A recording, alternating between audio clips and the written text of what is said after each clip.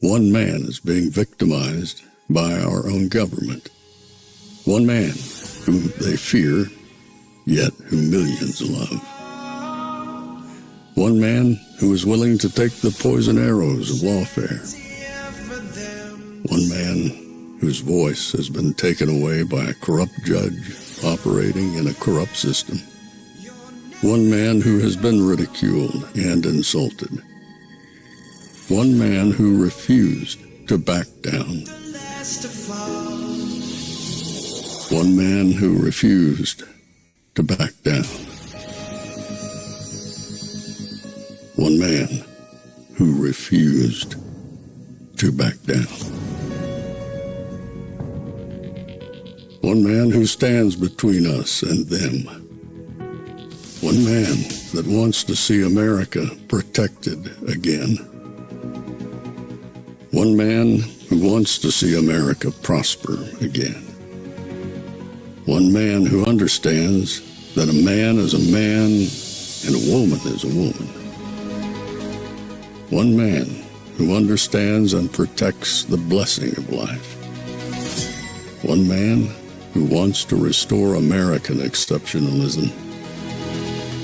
One man who once again wants to make America that shining city on a hill for all to see. A place where all the people of the world glowingly set their eyes upon. America.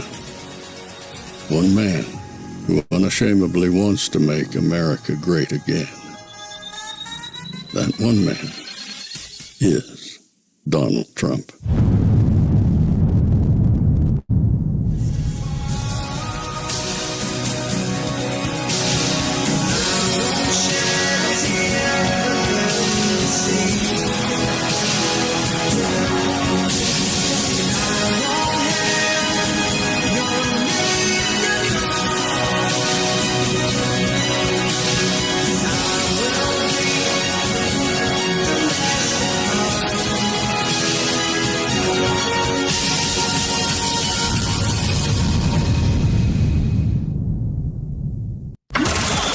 This is Fanfare with Barry Cunningham.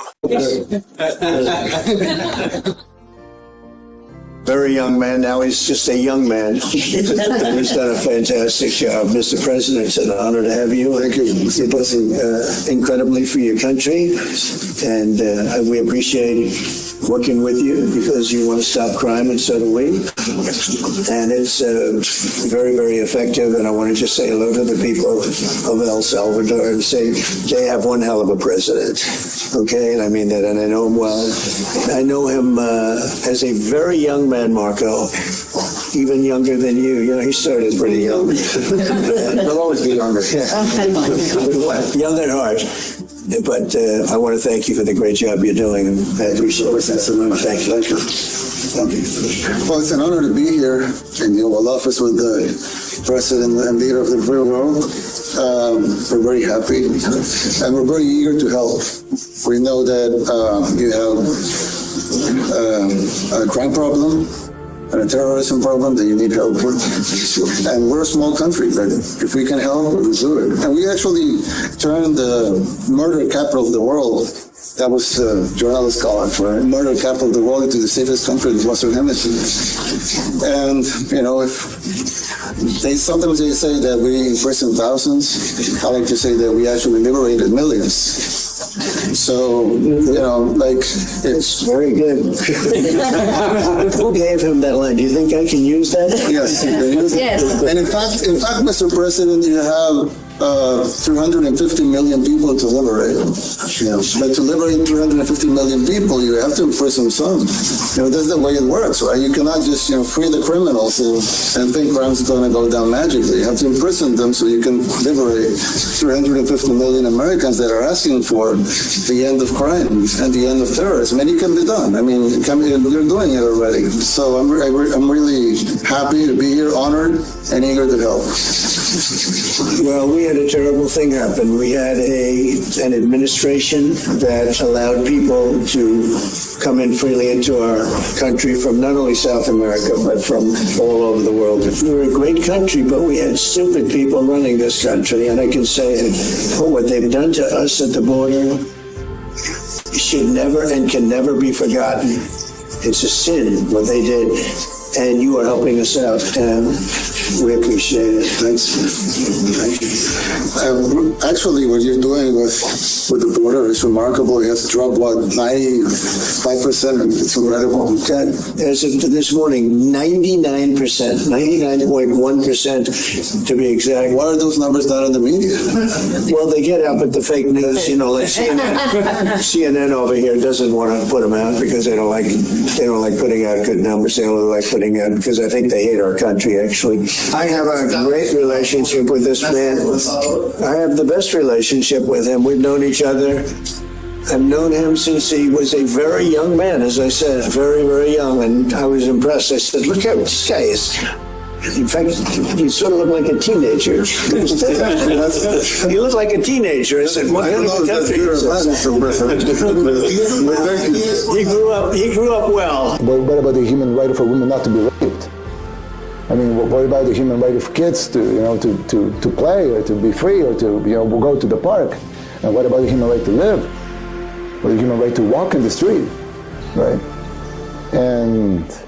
But no, they were worried about the human rights of the killers. Meanwhile, the contempt the president of El Salvador has for United States rule of law, the mocking of people in the United States, it's as if somebody in El Salvador hasn't told him that there are going to be elections a year from now. And I think most smart money right now would say Democrats are going to do pretty well. So Democrats will be funding whatever aid El Salvador gets. Well, it seems our media, the scumbags that they are, have found a new target. There is now somebody else that they have to completely ostracize and attack on an ongoing basis, merely because he supports President Trump and, I don't know, is happy about helping get terrorists out of our country. And because he's helping the Trump administration get terrorists out of our country, this guy must be completely destroyed now. But fortunately for him and unfortunately for them, he's from a different country. And he could give two crap what the people here think. I find it interesting that this morning, Morning Joe posted that. And they posted that, and it was a veiled threat. As you heard him, he goes, I don't think anybody's told him. Things look like are going to change at the midterms, and it looks very good for the Democrats. And the Democrats, once they get in, they're going to strip all the money for you. They're going to be coming for you. Well, that's pretty much a veiled threat. No, it's not even veiled. It's an actual threat. He is actually telling the president of another country that because of what you've done, we're going to just strip you. But you notice what he said at the beginning of that piece. And that's the part that's really, really, really got them as of today. See, if you haven't been following along, they've been focusing on the so-called Maryland man and all this stuff here. And if you noticed in that Oval Office meeting, because I didn't really pay attention the first time we showed it, and I went back and looked at it, and these two guys were yucking it up. And they were cracking up, and they're full of smiles, didn't have a worry between them. Did you wonder why? I didn't. But it's become apparent why at this moment, because they had something cooked up. They had something cooked up the judges didn't see. They had something cooked up the Democrats didn't see. And they had something cooked up that the media didn't see. They got caught with their veritable pants down yet once again. They got embarrassed on an international stage yet once again. What's his name? Morning Joe picked up on it. And he's like, you're out there mocking Americans today. No, he's not mocking Americans. He's mocking you. He's mocking you, Joe. You got caught with your pants down, which is why you're making the threat about pulling funding from El Salvador. He's mocking the Democrats. I had posted earlier and said, hey, listen, I am not going to talk about the Maryland man, and I'm not.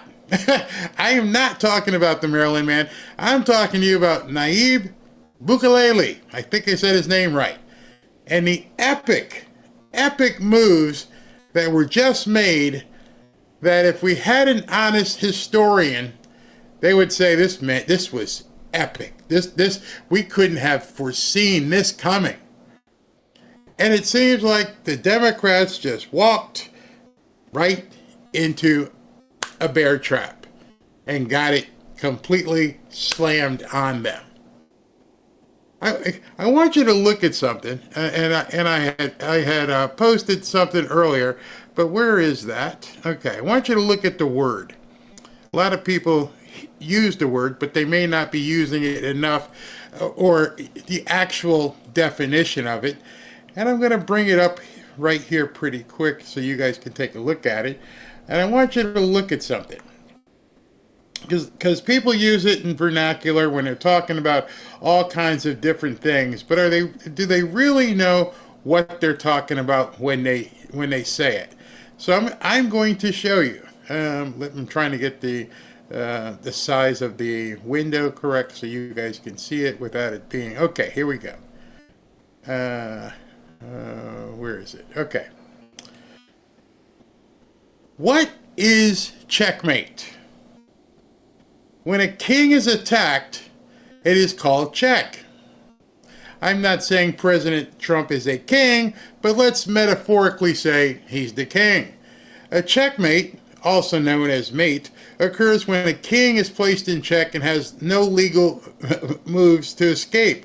When a checkmate happens, the game ends immediately, and the player who delivered the checkmate wins. You see, even if you think you have the king in check, it's the person who delivers the checkmate who is the winner.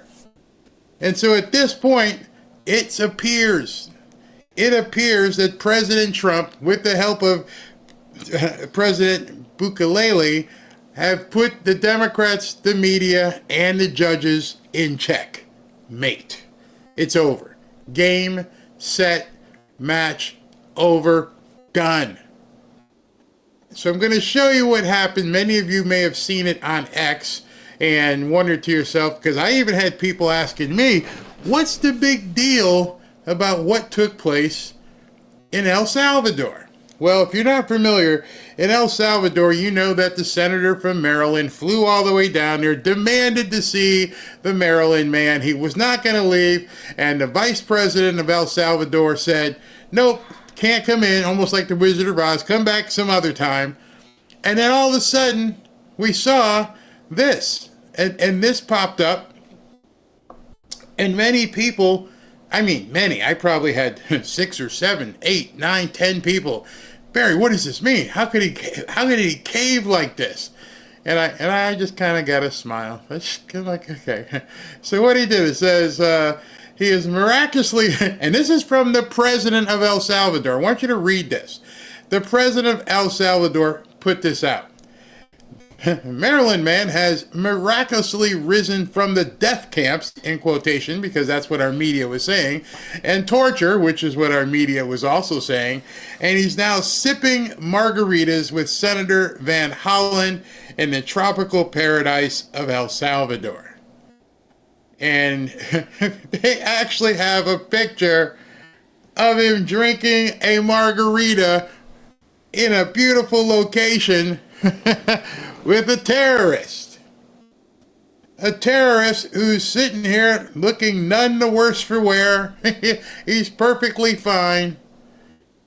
And when I saw that, I went, oh my gosh. Oh my gosh. They stepped right into it. They didn't see it coming. And I'm telling you, many people, Barry, this is crazy. He caved. I'm like, you don't get it. You really, and this is before what I'm going to show you next. I'm like, you don't get it. In one fell swoop, President Trump, with the help of President Bukele, was able to mobilize the Democrat Party, the entirety of the media, to rally behind a terrorist, to cry every single day, 24/7, about how this guy was being mistreated and how we had to get him back and everything else about him. And they do a photo op where he's sipping margaritas with a United States senator. That, my friends, is indeed checkmate. Because the entirety of all of their arguments just went up in smoke. And yes, that was my opinion. And as I looked around, I saw other people saying the same thing. As you know, yesterday, Will Chamberlain was on the show, and it's like, wow, he looks remarkably safe and not persecuted. I guess the Trump administration can clearly get the withholding of removal lifted, and Mr. Abrego can enjoy his homeland. Remember, the withholding order said he couldn't go there because he was in grave danger. Is there any other kind? Grave danger. He would be killed. He would be persecuted. Oh my gosh, tortured. Get shivved in the shower. And he's sipping margaritas. Only thing he's missing is Jimmy Buffett, because OMG, you can see it yourself. And Von Holland actually sat there and took the pictures. Idiot. Idiot. Complete idiot. And then people realized it. Breaking. Senator Van Hollen ignites fury as he sips margaritas with deported Maryland man. And they've got the margaritas circled. You can even see the little cherries in both glasses. They actually gave one to the persecuted OMG. He's going to get destroyed and killed there. And he's sipping margaritas with the Senator of the United States. You starting to see this now? Are you beginning to think yourself like, wow, did they play them that well? Well, and then you started seeing it at different places. And it says, President Bukele just reposted this. Expert level troll. After thinking on it, my guess is this is a troll, so a sitting U.S. Senator is photographed with a member of MS-13, and he will be returned back to CISA. And as the lady said, President Bukele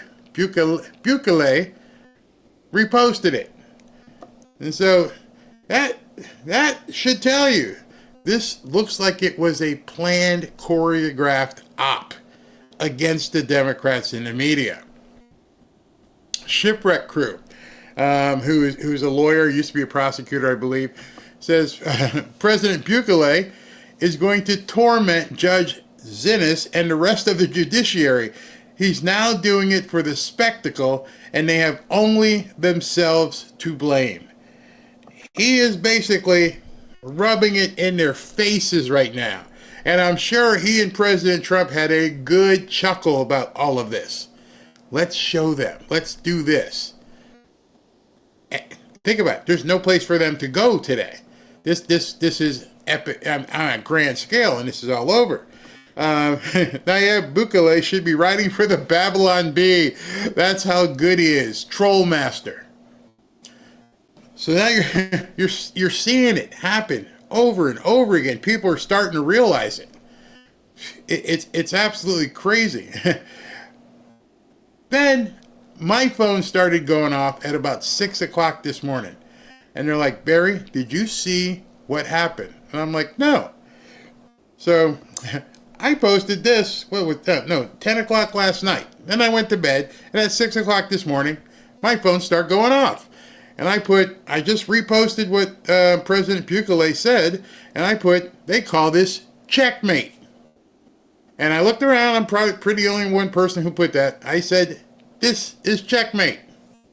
Well, this is why people were hitting me.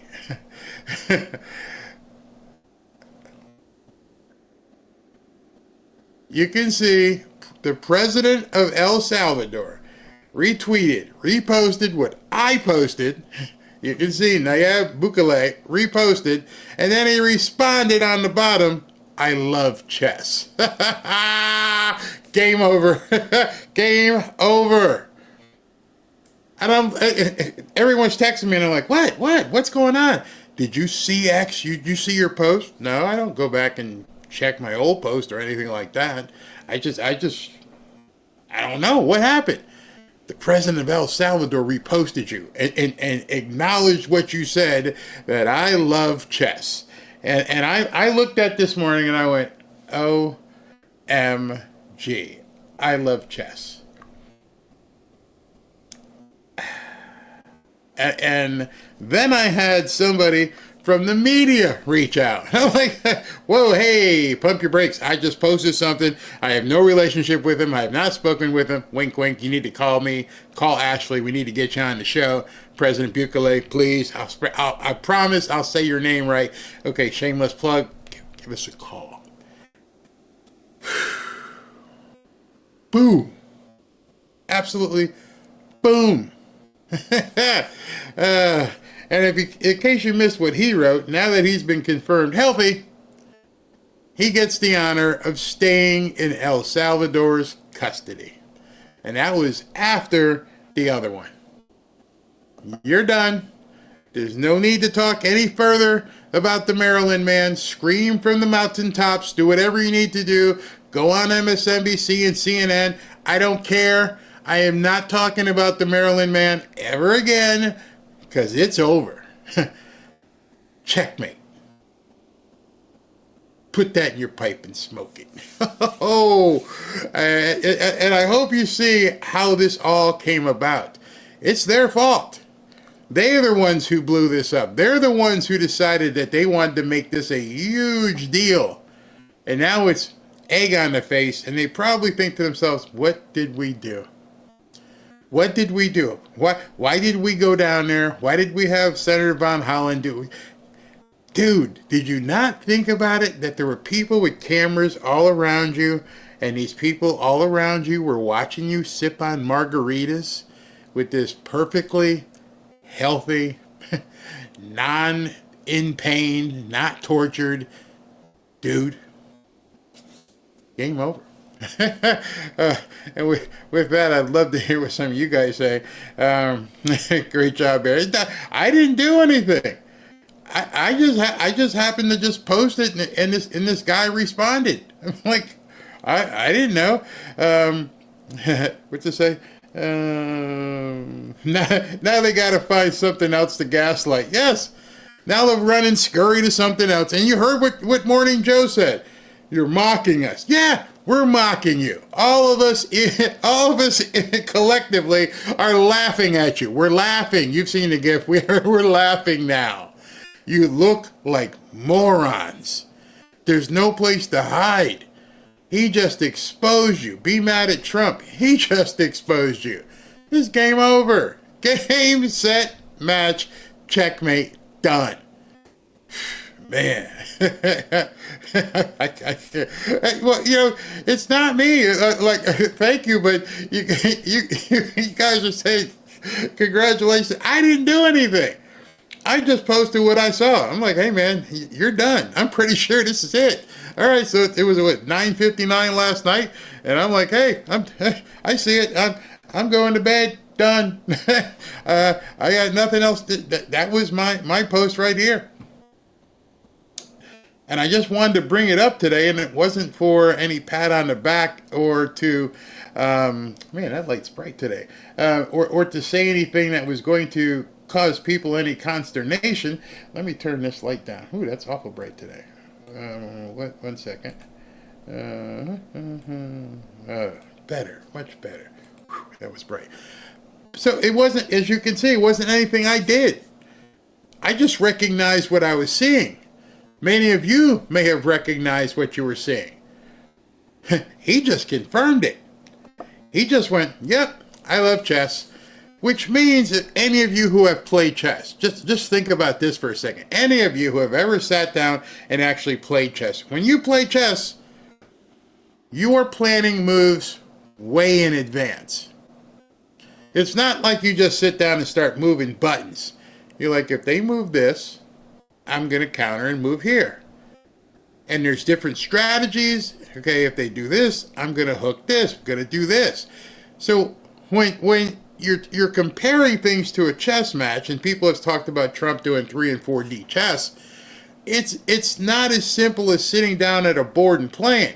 You got to plan what you think your opponent's going to do.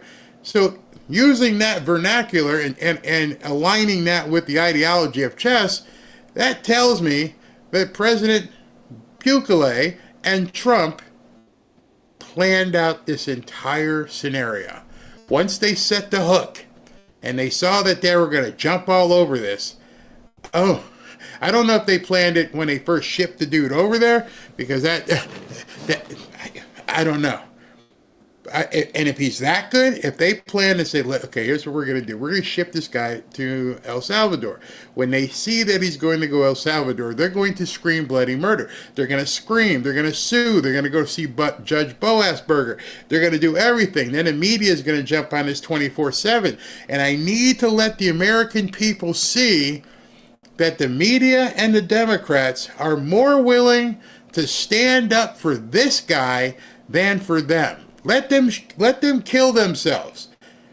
Let everybody just sit back and go, y'all really doing this? You realize what you're doing? We're in Easter week. Did God put scales over your eyes? Is there no one in these new rooms going, hey, pump the brakes? This isn't this isn't the hill we want to die on. And they just kept going. And it went right into their hands. So as far as I'm concerned at this point, we don't even need to talk about this dude. I think it's done. I really think there's someone in the White House watches your channel. I don't know. We spoke to Laura Trump, so it may be. Who knows? Maybe Barry. Who is this Cunningham guy? I do know this. I did also get some text from people like, they're watching you now, right? If the president of El Salvador retweeted you, you're on a list somewhere in the Democrats right now. They're watching you, and it's a sobering thought. It's not like ooh. It's like, really? I was sliding under the radar. I was just coming in here, and now with that. There may be, I noticed that it got a whole lot more engagement than I'm used to. So I'm pretty sure they looked at that and went, who's this dude? And what's Bukele doing retweeting him? He's not with us. He's not in the media. Yeah, but I could see what you guys were all about. And because we saw what you guys were all about, you got duped. You got completely duped. We all saw it. Too bad. Game over. Do something about it. All right, quick break and I'll be right back. I got some more good stuff for you. People often comment how I keep up with coverage of President Trump. Trust me, it's not easy. I get good sleep. I have a very encouraging and supportive wife. I've been working out again, and I've been eating right. That's probably the best thing. Eat right and exercise. I also take a couple of supplements that have really helped me and helped my energy. Let me tell you about one of them right now. Have you ever wondered what happened to the legendary Chuck Norris? I recently saw a video he made, and I was shocked. He's in his 80s and still kicking butt and working out and staying active. What's even more shocking is he's stronger, can work out longer, and even has plenty of energy left over for his grandkids. And I got grandkids, so that appealed to me. He did this by just making one change. He says he still feels like he's in his 50s. His wife even started doing this one thing too, and she's never felt better. She says she feels 10 years younger, her body looks leaner, and she has energy all day. Chuck made a special video that explains everything. make sure you watch it by going to chuckdefense.com/Barry. You can see it on the screen right there. chuckdefense.com/Barry, or by clicking the link below in this video. Trust me, it will change the way you think about your health. Once again, that's chuckdefense.com/Barry, and click on the link in the description below to watch the video right now. Trust me, it's 100% free to watch the video. No charge whatsoever, a couple minutes of your time. You won't believe how simple it is. Watch this method by clicking the link in the description box below. chuckdefense.com/Barry. And just a reminder, the legendary Chuck Norris is a whopping 84 years old. He's even older than Donald Trump. And yet, he has more energy than most people. I mean, that's awesome. He discovered he could create dramatic changes to his health simply focusing on 3 things that sabotage our body as we age. All right, so go to chuckdefense.com/Barry and check out that video. All right, so many of you know I used to do videos about the Miami Dolphins. And Miami Dolphins ended up signing a quarterback whose name I can now pronounce is Tua Tagovailoa. But when I first started doing it, I like Tagovailoa, Tua T. I just started saying Tua T because I couldn't say Tua Tagovailoa. And then, of course, as you have to say it every day, it becomes necessary to understand and learn. So Leslie and a few other people are trying to give me the phonetics. It's Nayib Bukele. I will learn that. I will make sure I absorb it because I'm thinking he is going to be a part of our lives in the United States for some time here. Because President Trump also gave us some indication that other people may be getting sent to El Salvador. See, I think a lot of people missed that. When they asked him, would you be sending other criminals down to CICA, as they say. And he said, yeah, we'd have to see if that's legal, we could send some people down there. So it sounded to me when I heard President Trump say that, and you guys can tell me if you felt the same or if you have even given it any thought. Sounds like he wants to bypass Gitmo for some upcoming arrest. And say, listen, we're not going to send you to Gitmo because that's still, United States property, and these stupid judges might, do some crazy things. However, if we somehow can get some of these high-profile people that we need to go after, maybe we could send them to CICA, down to El Salvador. And that's what I started thinking. I'm like, that could be very interesting. It's getting cloudy. It could be very interesting if that's a long-range plan. So I will endeavor to remember it's Nayib Bukele and understand his name. Morning Joe is watching you right now. No, they like in their little cocoons. But that was. You never like to let people know they got to you, and he's talking to his audience like he's mocking. Yeah, we all mocked you. And that was just a small sample of people mocking you idiots who walked right into that trap because the media sucks. As I segue here, let me say, I don't like to say Happy Good Friday, so I'm just going to say Good Friday blessings to you, because it's not a happy day. It's not like something, well, yeah, it is happy. He died for our sins, so Happy Good Friday. We'll just say that. And I hope you have some great, safe Easter plans coming up. We had a great prayer night last night. If you guys missed it, it's posted. You can go take a look at it. It blew me away. Absolutely blew me away. I also posted something today, a poll, which I'm very surprised at. The poll was, are you interested in doing a video on easy business opportunities almost anyone can do? 2,400 people as of right now have responded, and 87% of people said that they would like to have that kind of video. I ran into a guy on X, and every week or so he does a video, and when he does his post, he talks about things that anybody Literally, anybody could do. Just about anybody. And I thought, you know what? There are so many people in our feed who are either retired on a fixed income or not, who would like to change their position in life, but nobody ever tells them. When you see it get brighter like that, I've got a skylight up here, so if there's a storm coming in, it gets dark, and then the sun comes back out, so it just it just gets brighter. But a lot of people are like, what can I do? And nobody ever tells anybody. They don't teach it.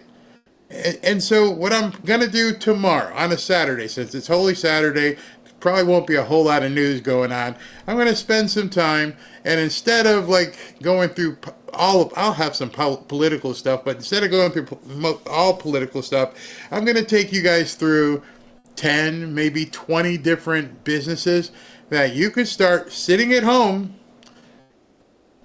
and make up to $10,000 a month. And this isn't some pie in the sky scheme, because I didn't say it was easy to do from a work perspective. You will have to work. B, they're legit. You're not going to be talking to any Nigerian princes. And C, it's basically it's service related. Service related businesses, for the most part, could be robotic resistant. I mean, yeah, somebody could create a robot and take it in a van someplace and say, all right, go take care of this, which, we could get to that Jetsonian style very quickly. But in the interim, you're not going to need a whole bunch of equipment. You're not going to need a whole lot of training. These are things you could probably pick up and be running in probably 2 or 3 weeks and be ready to go. And I call them ugly businesses because most people would look down their nose at them but not realize how much and how valuable and how profitable those businesses are. Like Robin has a woman that comes and helps her with the house, and she found her through a service, and I never knew. I'm like, Robin, how much does I won't say her name, how much does Shirley get paid for doing the house? And she goes, she gets $250. $250. Well, actually, the service gets. I don't know what Shirley gets. That's not her real name, but $250 every time she comes to the house. And so you figure if maybe they split it 50-50, the cleaner gets 50 and the owner gets 50, and you could run something like that. That's just going to show you some ugly businesses, things that people wouldn't think of. And if you'd like it, I'll put you in touch with somebody and show you how to do it. So that's pretty much it in terms of how to do it. It's pretty simple. I'm trying to make you what's that? I'm trying to make money, but you won't send me a bunch of free gold coins. I can't send you free gold coins, but I can show you how to make your own. Since we are in that Good Friday time zone right now, or time frame, when, show you how to fish instead of just giving you the fish, would you be interested in that? Because that, my friend, what's the old saying? Give a man a fish, you feed him today. Teach a man how to fish, and you feed him for a lifetime. And so that's what I'm hoping to do, is I make this bigger so people can see it, and then we can go from there. All right, so let me continue with today's show, and just to let you know, that's coming up tomorrow. Only one show today. It's Good Friday, so Robin and I are going to go out to dinner tonight. But tomorrow, I'll spend as much time as you want me to, as many questions that you guys have to ask. We'll go ahead and do that. So, breathing and going on with the insanity of the media. Laura Trump talked about it when we had her on. And I'm not sure if you've noticed or been aware of what happened with Bill Maher. And when Bill Maher went to go meet President Trump at Mar-a-Lago. And just like with President Bukele, people immediately, you can never do anything that's going to help Trump. If you do anything to help Trump, all of a sudden you are ostracized. You are on the outside looking in. It's evil to them that you would want to help out or even engage with somebody on the, quote, other side. Me personally, I welcome the opportunity to talk to these nuts, but they won't talk to us. But it's funny when somebody on the other side goes, let me talk to you. And they go down to Mar-a-Lago and they meet with President Trump and they break bread, which is probably the best place you can go to actually get to know somebody. Just sit across from the table. There's no phones. There's no internet. Just 2 guys, 3 guys, 4 guys, whoever's sitting at the table. That's it. You're going to have to stand on your own at this point. And if it's at the White House, it's even better because now you're going to go to the White House and you get to tour and you get to see everything and it's awesome, right? So at that point, the barriers get stripped and it's just 2 men talking face to face, and then you realize, wow, he puts his pants on one leg at a time, right? And when he pulls his t-shirt on, there's no horn sticking out of his head that he has to bend down. He's just a guy who has differences with you. And so that's what Bill Maher found out. Let's take a listen as to what's been going on, because you would think it was simple as Bill Maher going to the White House, but it wasn't that simple. There were a lot of moving pieces to be able to make that meeting happen between Bill Maher and Dana White and Kid Rock. I didn't know there were so many moving pieces. So take a listen. At one point, we were walking through his amazing tour of the whole house. And I don't remember exactly what we were talking about, but it must have been something with the 2020 election, because I know he used the word lost. And I distinctly remember saying, wow, I never thought I'd hear you say that. He didn't get mad. He's much more self-aware than he lets on in public. Look, I get it. It doesn't matter who he is at a private dinner with a comedian. It matters who he is on the world stage. I'm just taking as a positive that this person exists, because everything I've ever not liked about him was, I swear to God, absent, at least on this night with this guy. Bob, Kid Rock, told me the night before, he said, if you want to get a word in edgewise, you're going to have to cut him off. He'll just go on. Not at all.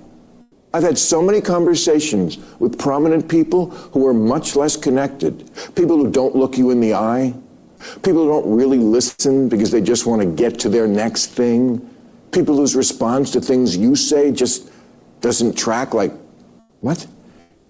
None of that with him. And he mostly steered the conversation to, what do you think about this? I know, your mind is blown, so's mine.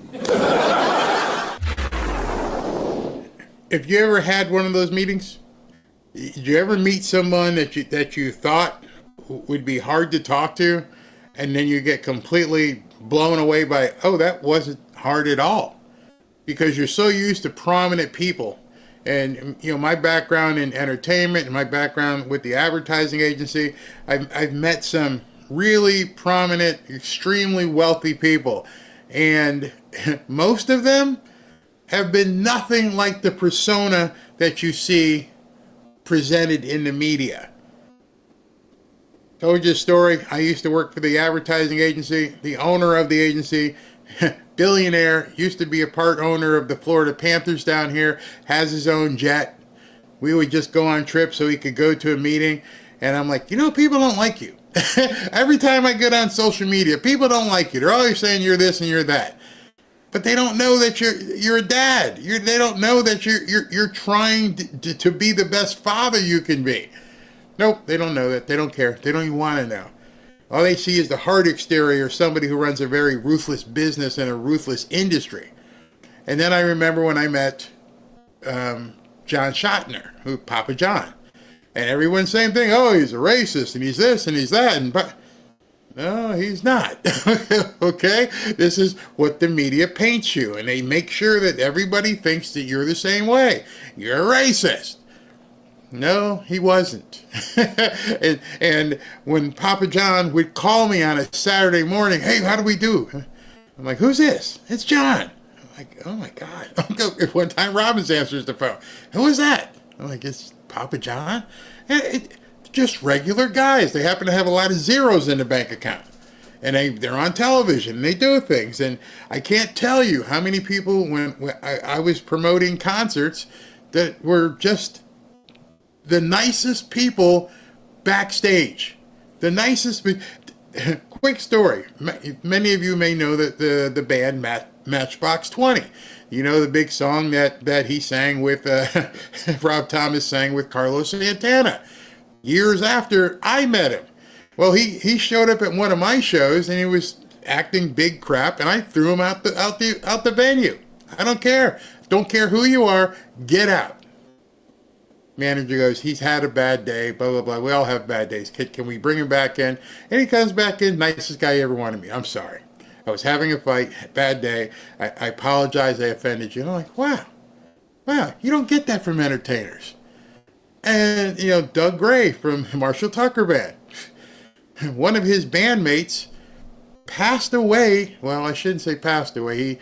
He imbibed some bad stuff and died backstage. Robin was an EMT, the security guys, and I'm like, what's going on? He's coded. I'm like, what? He's dead? Yeah, he's coded. And afterwards, cops are there and everything after the show was over, and Doug Gray had one of the other roadies there and goes, you need to come clean. This is our family. What happened? Where did you guys go in between, sound check? And I was watching him cry because one of his, roadies completely just died right there.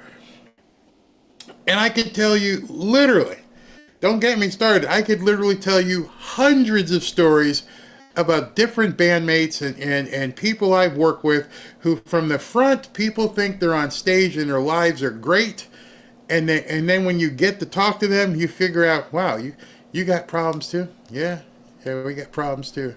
Just because you got millions and you tour and you sign autographs and you sing songs doesn't mean you don't go through the exact same thing.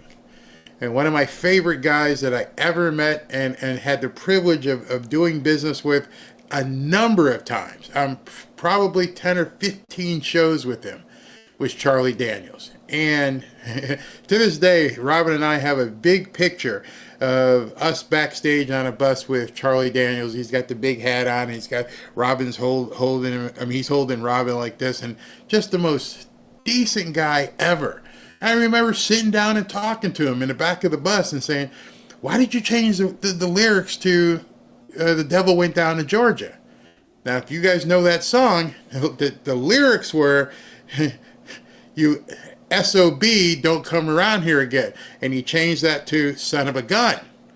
And people were like, "Why did you change, Son of a B sounded fantastic." And he's like, "No, like you guys have told me, I had to change. I couldn't keep talking that way." And I mean, literally, I've got so many of these backstage stories. Robin said I should have been on MTV. She's like, and like we'll be at a party or somebody will say something. She's like, "Here we go again." Oh, you're going to tell them about Springsteen. Oh, I'm going to tell them about Springsteen. And there's just so many stories that I personally have had the opportunity. And I'd say 99% of them were very, very good and different from the persona you see on stage or in the media. So I completely understand what Bill Maher, he's completely shocked because what you've seen painted in the media about Donald Trump is like, oh, this guy's, you don't want to be around him. He's a SOB, blah, blah, blah, blah, blah, blah. And then Bill Maher goes and meets him like, oh, he's okay? Yeah, he's okay. Nothing what you know about somebody is the same until you actually meet them. Even people I've interviewed on this show. I mean, people are like, you're going to be okay to talk to Laura Trump? And I'm like, I can tell within literally 30 seconds how somebody's going to be. Because as I'm looking at them on the camera, and they don't know what I'm about to say or how I'm going to say it, I look for smiles, I look for comfort, because when you're interviewing somebody, their guard is up at first, and they want to make sure that they're not in a vulnerable position. And so I thank every person that comes on here. You're going to see one of the guys later on here, Patrick Burns. If you guys know who Patrick Burns is, you'll like that interview. So we're going to be here a while today, just to let you know. But anyway, what I'm saying is, I understand what Bill Maher was thinking. even at his level, with a guy like him who's got a show and he's been a comedian, and he's toured the country, if not the world, and he was like, this guy Trump, and he goes to meet him. But before he could do that, even at his level, he needed buffers. He needed people. Hey, listen, you really want to go there? Yeah. Okay. Well, we'll go. Let's see what happens. Last week, I was I met with the Prime Minister of the UK, and we had a fight on Saturday. Then I flew home, and the next morning, Kid Rock is blowing my phone up, and he's like, I need some help. I just got Bill Maher and Donald Trump to have dinner together. And if this thing goes south, I don't want to be there by myself. Will you fly out here? Well, tell me about the dinner, because this is probably the most famous dinner to happen in the past year or plus. So the first thing that happens is Bill Maher walks in into the Oval Office, and me and the president were in there, and he has a piece of paper with every name that the president has called him over the last, however many years. There were like 100 names on this list. I had my staff collect and print out this list of almost 60 different insulting epithets that the president has said about me. Things like stupid, dummy, lowlife dummy, sleazebag, sick, sad, stone cold crazy. Really a dumb guy, fired like a dog, his show is dead. There's 60. I brought this to the White House because I wanted him to sign it, which he did. And it was hilarious. Thank God he had two of them, because I had them both sign it, and I'm getting it framed and hanging it in my office. But I think the coolest thing about that meeting and that dinner was two guys who have not liked each other for a very long time, two guys who have many opposing views, got together and sat down and talked, and they talked about a lot of things that they... Now the thing with that, what Dana White was saying, two guys who didn't like each other, no, that's not true. It was two guys who thought they didn't like each other. That's where the disconnect was. Oh, he's a loser, he's a scumbag, oh, and this guy, he's a nut, and he's a dictator, and then they sit down like, you're pretty cool. Oh, you're cool. You ever see the Spider-Man meme and pointing at the other guy? Oh, you're cool. Yeah, I just don't like your policies, but you're a cool dude. And I just wish sometimes we could get to that point in America where you realize, I don't like DEI, but I'm not a bad guy. I don't like baby removal, but I'm not a bad guy. The Democrats, for some reason, want to paint us as though we're completely heinous. We don't even talk to these people. Kill them. They do not deserve air. Like, man, I just don't like this idea. I personally don't like the idea of baby removal. Doesn't make me a bad guy. We can still have dinner. What? Why can't we talk? And I think as Americans, we have to try to do what Bill Maher did, even from our side to the other side. Hey, listen, I understand you hate everything about me. If I put on this red hat, you're going to freak out. But watch what happens. I'm going to put on, this flag hat. And now I'm going to put on this red hat. I just want you to stand there. Watch what happens. And I put this red hat on. What happened? Nothing. You didn't faint. You didn't fall out and scream or throw up. Here, touch it. It's a hat. You should be okay now. You've touched the red hat. Doesn't cause you any problems. What you're going through is emotional because the people in the media have told you that people like me have three eyes and we all, I don't know, drink out of a still or, skin animal. I don't know. But we're the same. I just happen to put on a hat that you don't like. Now can we sit down and talk? We have to get there, America. We have to get there. You have to do that as well. We have to find a way to make the idiots shrink in terms of the volume of them. And this talk dinner that he had changed Bill Maher's life twice. And you're thinking to yourself, how did it change it twice? One, he realized that Trump, even though they disagree on certain policies, pretty good dude to be around. 2, he also now realizes y'all nuts. Everyone at this point now who's screaming at him, don't want to buy his tickets, ignore his shows, to turn it off, unsubscribe, you guys are nuts. That revelation that he had by going to that dinner and then the time shortly thereafter just completely blew his worldview. Like, well, he's fine. You're the nuts. He didn't tell me, don't touch a fork. I can't have you touching a fork here in the White House. We're going to get some plastics, flatware for you. Bring out the plastic and bring out paper plates because we don't even want his saliva. No, they sat there and had drinks and ate.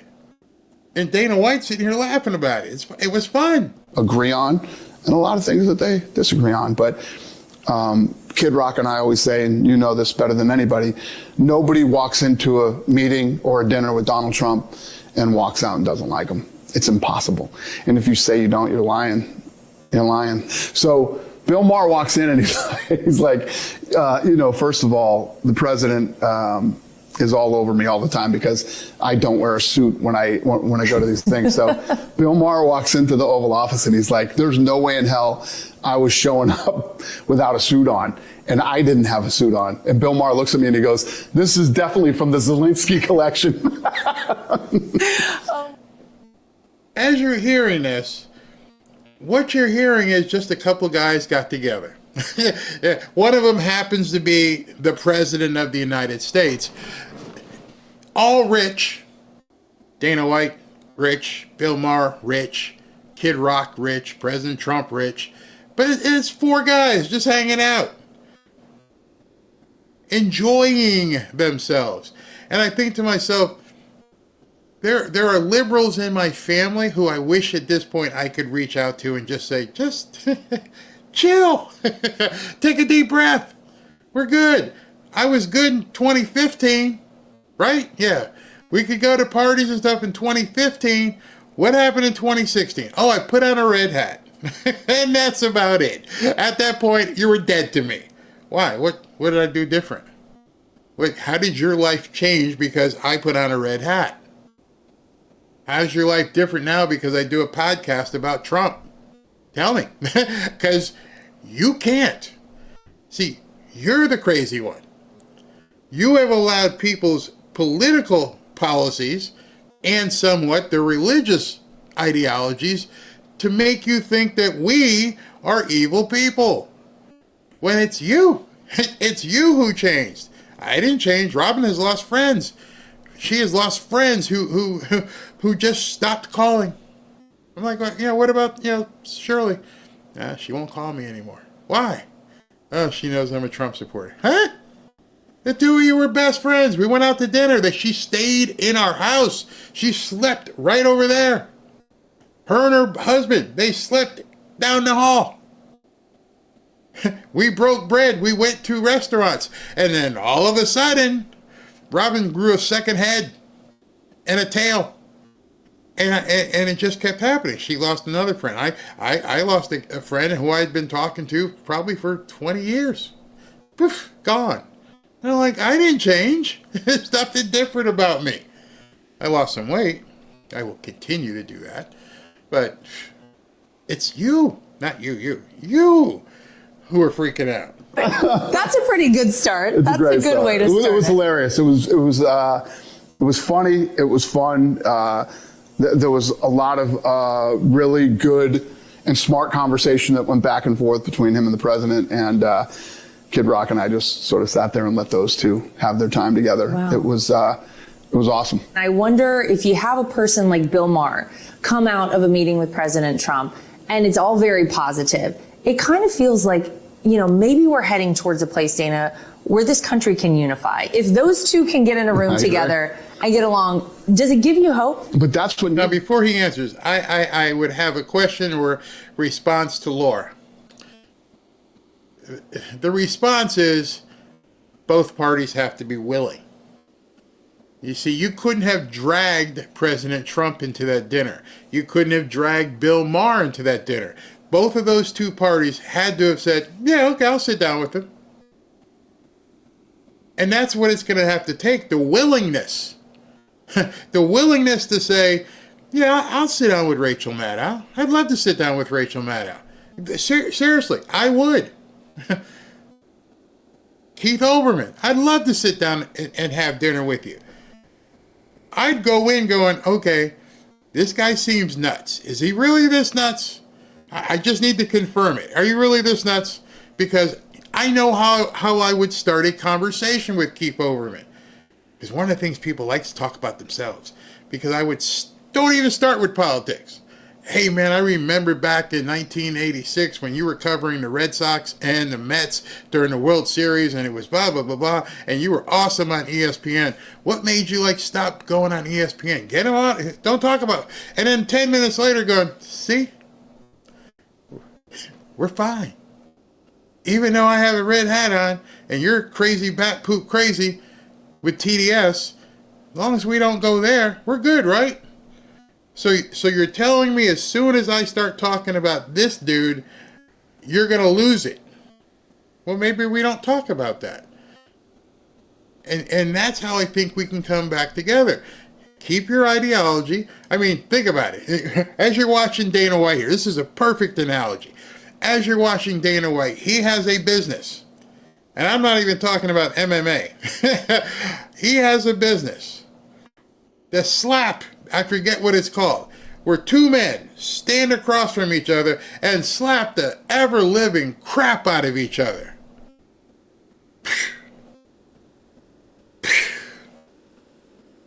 And that's how you win. And even his MMA business, they get in there and they scrap and they beat the poop out of each other. And boxing. And what do combatants do after? They shake hands. That's why I could never box. I'm like, you hit me in the face, I'm probably going to want to kill you. I don't have that off switch. But, people say that about me about football. How did you guys just leave and shake hands? Because it's not who we are, it's what we do. I am not a psycho until I put the helmet down and they go, go. Then I turn into Mr. Psycho. But when they pull the helmet off, we have to all take a deep breath and realize that what we just did, no, it does not define us. Some guys can't take that helmet off, and that's why they end up in trouble and they beat their wives and all the other stuff. MMA, same thing. You're getting there and you're bare knuckles, but you got little gloves, but you're beating the heck out of a guy. And then afterwards, you got to shake his hand and hug him. Say, good job, man. So if it can be done in the ring, if it can be done with combatants in a athletic event who are doing everything they can to separate your head from your body, why can't we do that politically? I've just never understood that. It happened. People do with opposing views. Instead of everybody hating each other, get together, talk, disagree. It's okay to disagree. There's never going to be a case where you agree with everything that anybody says, your friends, your family, and definitely not the President of the United States. Let me ask you. Doesn't mean you have to hate each other. Yeah, absolutely. So I just wonder if we can reach out. I don't know, like somebody said in the chat, it's like, I can't. I've tried. Yeah, maybe they're not ready. But maybe there is somebody who's ready. It was interesting when I went down to the protest here in Boca and all the old people were around. And I thought to myself, I'm going to run into one of these people at the restaurant. At a restaurant. I know. They're right there. They're the same people. Like I said, she was driving a Lexus. I'm like, you're going to go to the same restaurant. We're going to find you. And what are you going to do? You're going to, he eats here? Yep, he eats here all the time. Well, ask the maitre d'. All the time. Oh, he's got a table over there. Yep, we have our favorite table. And you're going to realize we're in a restaurant, the same one as you. And if you see me, as many people have, they've come, hey, yeah. And when they leave, Robin and I always look at each other, and we're like, friend or foe? Because we never know who it is. We'll go to a movie theater. Hey, you're the guy. Yeah, I was in North Carolina with Ashley. We rented a Verbo, and we called Instacart and had them deliver groceries. And a lady showed up. She was delivering the groceries. I know you. And I'm like, oh, boy, you just had my food. I hope everything's okay. Oh, my husband and I watch you all the time. I'm like, all right, thank you. But you never know. Walking through an airport, people have come up to me. And I always have to wonder, friend or foe, because you don't know. You get the first what's going to happen here, and no. And so you can strike up a conversation with people. I think we need to do that. On Good Friday today, I felt like this was something I wanted to say is, with everything we know about the next couple of days that happened 2,000 years ago, at some point we need to realize and look around and go, come on, man. I just got a red hat on. I'm not crazy. It's the media. It's the media. So I'm going to show you something now. After all this happened, Kid Rock today put out a video. And Kid Rock is pissed off at what the media has done. I mean, ticked off. And he uses some very, very strong language. And because it's Good Friday, and I know some people would get upset, you're going to hear a couple bleeps, because I had to bleep out some of the stuff he said. But you're going to get the point of what he said. And so when he gets to that point, you may still see the lips move, but you're going to hear the bleep because he's mad. He understands what took place in that Oval Office and what took place at that dinner, and he realizes now, without looking back, he's like, it's them. It's the media who's causing a problem. Listen to what Kid Rock has to say. Good morning. There's something that's been weighing on my mind concerning this dinner with Bill Maher and President Trump, myself and Dana White. It's bothering the hell out of me, but it's really no shocker. I've always tried to be reasonable and get my news from different sources, not just Fox, although I love Fox News. I've TiVo'd ABC and NBC World News Tonight. I watch a lot of the Sunday news programs. But I mean, what the this dinner, I stuck my neck out to make this dinner happen. There was a chance it could go really bad, and I might lose the president's trust, over lining this thing up. Thank God it turned out so good. I think it's, like most people, it's such a positive thing for this country and a message of, having some civility between reasonable people who disagree. That was proven. But what the mainstream media, MSM, I've seen zero on NBC, ABC, CBS.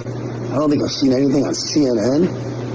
I saw something that the Washington Post is trying to, of course, change the narrative that, that it was a bad thing or that Bill Maher got played or something. I mean, what the This is something, no matter what your politics are, it should be a positive thing for our country. And I could care less about the accolades. They don't have to mention my name. I could give a shit. But there's no doubt that this is something positive for our country. And none of these motherfuckers say anything about it. That tells you everything you need to know about these people. They're retarded.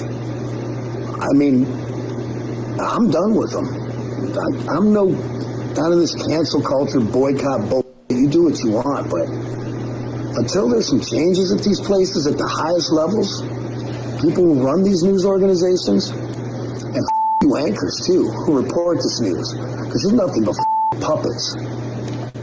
Now, I told you he has some rough, but I did my best to bleep it out. But he's got a point. And when somebody put something here, Big Dog, and you're missing what I'm saying. He goes, actually, Barry, no, we are not the same as a Trump Republican. I am not for murdering, blah, blah, blah, blah, blah. I didn't say you're the same. See, what you're describing is your ideology. What you're describing is my ideology. My ideology is vastly different. My beliefs, my faith, all of that is vastly different than people on the left. Vastly. What I'm saying is we are the same in terms of we're human. And so there's no reason to think because Big Dog here feels pretty much the same as I do, that you don't have to have anything in common ideology to not think that the other person is walking around with horns coming out of their head. You see, right now we're at a point in America where, unless you feel like Democrats have horns coming out of their head, but how do you feel that people have horns coming out of their head when at the same time we know that the media is gaslighting them? How many people are on the left? And I'm not talking about the complete loonies who are burning stuff up and blowing things. Those people have lost it. They're done.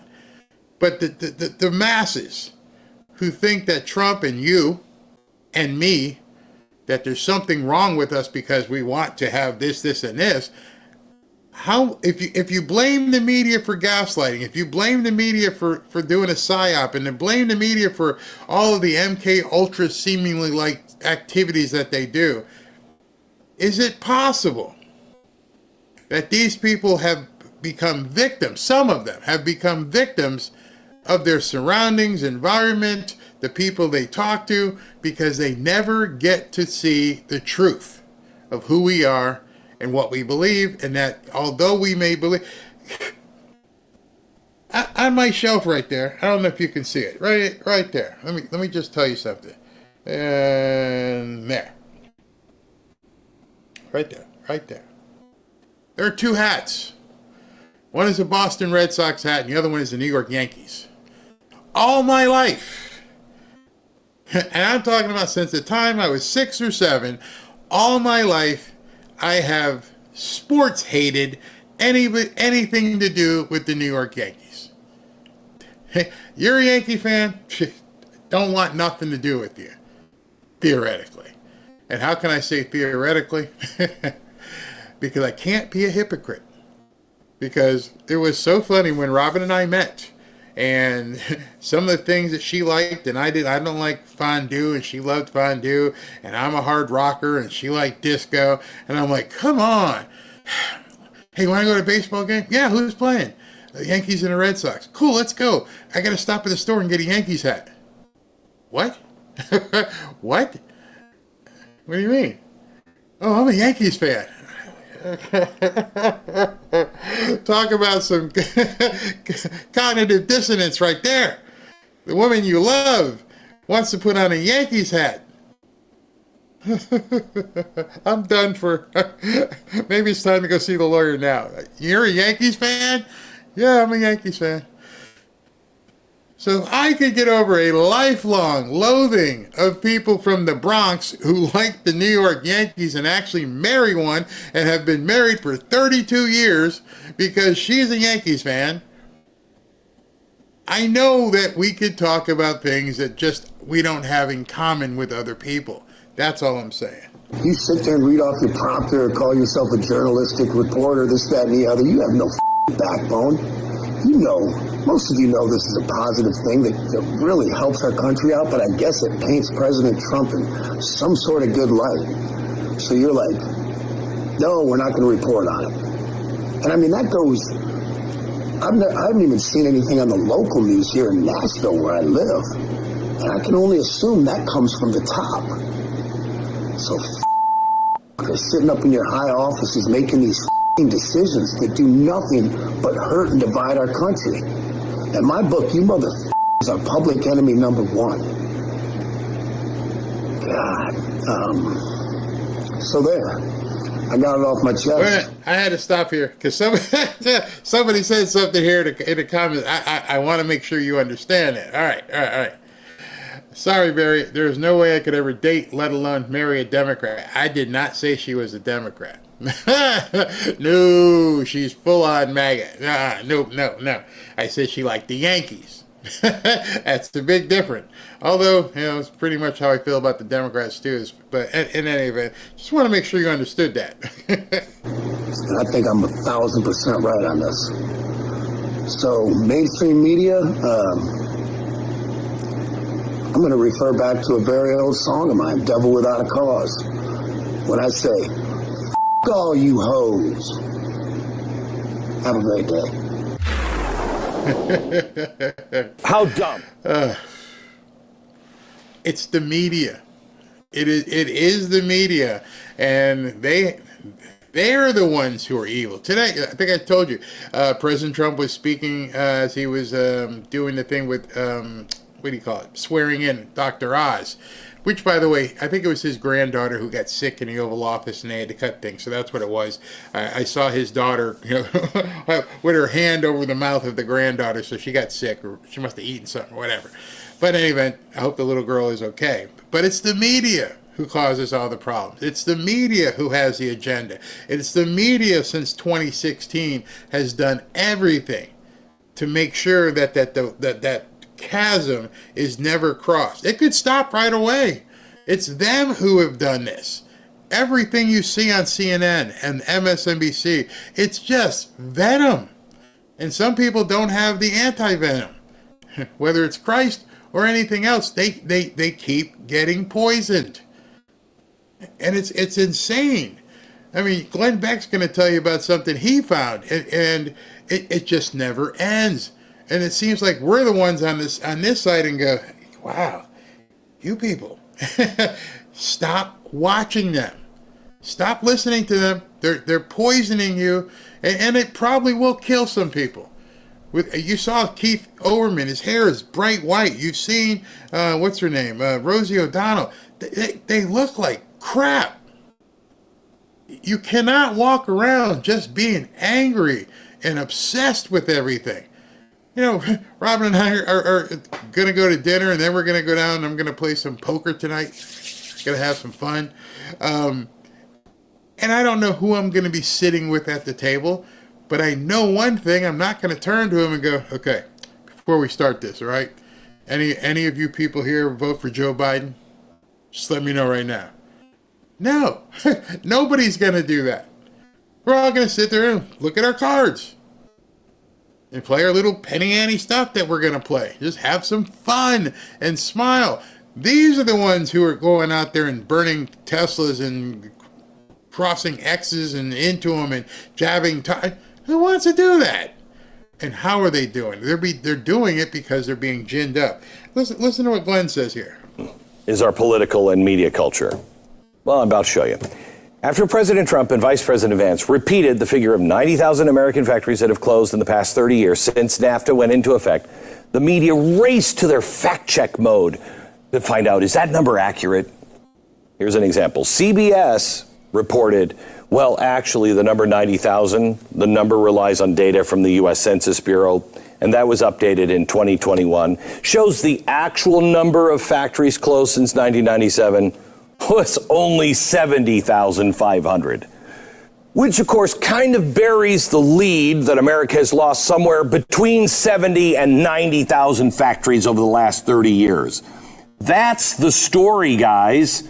When the numbers are that insane, does it really matter? Either way, it's awful. 70 versus 90? Are you really going to be stuck on that? I mean, that's the fact check you want to have? Again, as I wrote in my lower third there, the serpentine media, they're the one. It's the media. And as long as you keep consuming stuff that's no good for you, these people don't have the antidote. They don't have any prescription. They can't go to a doctor and say, how do I get rid of this anger? How do I stop wanting to burn things down? They can't. Well, actually, they could stop watching this stuff and start talking to actual people. Now might be a good time. It's Easter Sunday. The CBS report adds that those numbers include, quote, small factories with only a few employees. Oh, well, I don't care about, you're an elite, I'm an elite. Who cares? That is totally insufferable. As if it makes a difference whether a facility employs 5 or 500 or 5,000. These are people's livelihoods. These are towns gone. They're completely ignoring the point that these are not stats on a spreadsheet. They are heartbeats behind those numbers. Many of you know, and I get that there are some trolls because I'm not sure if SB is here today. But you know, RFK Jr. came out with a speech the other day, and he was talking about the autism and different numbers that he has found. And some guy went on CNN, And he actually said, nope, he was wrong. It's not that bad.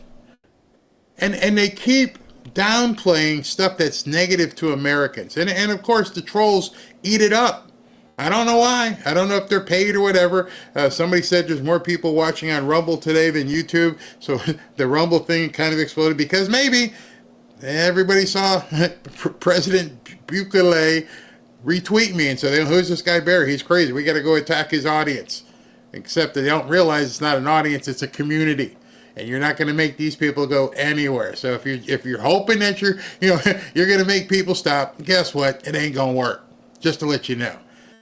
But here on Easter weekend, Easter Sunday coming up, maybe I don't have any with me, but we went to church and the church gave us a whole bunch of cards, and it said, "Hey, pass these cards out this week and invite somebody to church." And I'm like, oh, don't want to do that. And Ron was like, "You talked to 100,000 people and you can't give somebody a card?" I'm like, okay, so you got me with that one. You never know who you're going to meet in a restaurant, at a poker table, in a grocery store, at a gas station, in the White House, who may not think the way you do, but may be looking for. There may be people on the left looking for you to reach out. Have you thought about that? You see, you're scared of coming back and having someone have bit off your fingers when you never know. There may be somebody over there who's like, well, tell me what it's like. Really? You don't know? No, I don't know what it's like. I hear you MAGA people, you MAGA people are bad, real bad. I'm like, no, we're not. We're fun-loving people. We like to do stuff that's not involving burning things and breaking things and kicking in windows. We don't want to do all that. We're nice people. Would you like to, sit down and have an hors d'oeuvre? Oh, would you like to go to church this Sunday and afterwards we can maybe have a breakfast together? Something. And I'm thinking this would be the best time right now for us to reach out to some people and just say, let's talk. Let's try and talk. Let's not be nuts to each other. At least try this weekend. Try, and as you travel around, just try. Let me go ahead and talk to you guys about why did that gray out? All right. Looks like Patriot Addict wants me to talk to you about the Trump blanket. Where is it? Now, see, I'm going to use this because I'm going to show it to you, but it is really hot here, so I'm not going to put it on myself. But here's the Trump blanket. It's big. It's a big blanket. It is nice. It's fleece. It'll keep you warm. And that's the Trump blanket. And I'm sure there's some trolls in here. The Trump blanket is going to tick some liberals off, and it's hilarious. Patriot Addict is back with another exclusive release for you guys. For a limited time only, they're giving away these free Trump presidential blankets. And there it is. For free. All you've got to do is click the QR code right over here. For a limited time only, they're free. No hidden charges, no recurring fees, none of that kind of stuff. Just cover a small shipping fee and it's yours. The blanket is gorgeous. Yes, it is. It's thick, it's warm, and decked out with patriotic pride, as you can see right there. I like it. I like it for sure. It's a bold symbol of America's comeback and real leadership. Patriot Addict is doing this to show their support for Trump in those challenging times and to make room in their warehouse. But this offer is only available to you guys here in the fanfare, and it's moving fast. Don't wait. Scan the QR code right there, and you can get this blanket. Now, I always go a little bit further when I show my stuff, and I'm like, I'm a big guy, and you can see I've got my arms stretched out. This is a big blanket. It's big. And it's quite warm, as it's been sitting on me. I can feel the heat on my legs. So go ahead, scan the QR code, and they'll send that blanket right over to you. Wow, we do have more people on on Rumble today. That's odd. Rumble must be maybe it's Good Friday. Not a lot of people there. I know we need a moderator on Rumble, but it's a holiday weekend. So we don't have the full staff. Everybody's not here. Ashley's with the girls. SV must be out. Don't worry about them. Don't worry about them. Don't let trolls get to you. Let's see here. I can't. Oh, how can I access one? I will get with them to get a link that you can do that. Okay, here we go. 13,000 on Rumble. Wow. Queen size bed fits great. Okay, so TMH has theirs. 2 police officers were shot in Atlanta. I think you're going to see a lot more of that kind of stuff. Very the man. Thanks, Constantine. All right, so let me get going so you guys won't be here forever. So I got an interview for you coming up right now. Many of you know who Patrick Byrne is. And then many of you may not know who Patrick Byrne is. Patrick Byrne used to be the CEO of Overstock. Got involved in the whole thing with, hey Tommy, thank you. Got involved with the whole thing with January 6th and Michael Flynn and the election and became persona non grata. And he and I sat down for a conversation that I'd like you to hear. Had to record it with him because I didn't want to do it live in case people went crazy. But take a listen. My name is Patrick Byrne, domestic extremist threat number 1. Or not. Perhaps I'm just somebody who's willing to say the emperor has no clothes. You can decide for yourself. Patrick Byrne. They're following everything that you've been working on. Yes, sir. Understood. You may know of me as the CEO of this $2 billion e-commerce company, but really, I have this other life. You have an unusual relationship with the United States government? Sir, why are you bringing this up? The FBI needed me to set up a bribe. We can't have agents running around creating crimes. You know, it would violate too many rules for us to do it, but if you're willing to go do it, we'll look the other way. Hello, my name is Maria Putina. Then I would make it happen. Instead of being happy, they say, just let it play. All right. What? Let it play? Now, I know this may look like the Deep Throat scene from All the President's Men, but where do you think that stuff comes from? These things happen. What you think you know. I was encouraged to have a relationship. What you think you are. And it's heated up. I'm going to meet the Trumps. I was starting to realize the feds were using Maria to smudge up the Republican Party. And they were using me to use Maria. And this truth is going to be so explosive.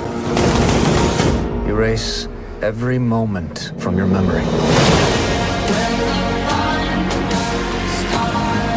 If you do this long enough, you begin to feel like an enemy of your own country.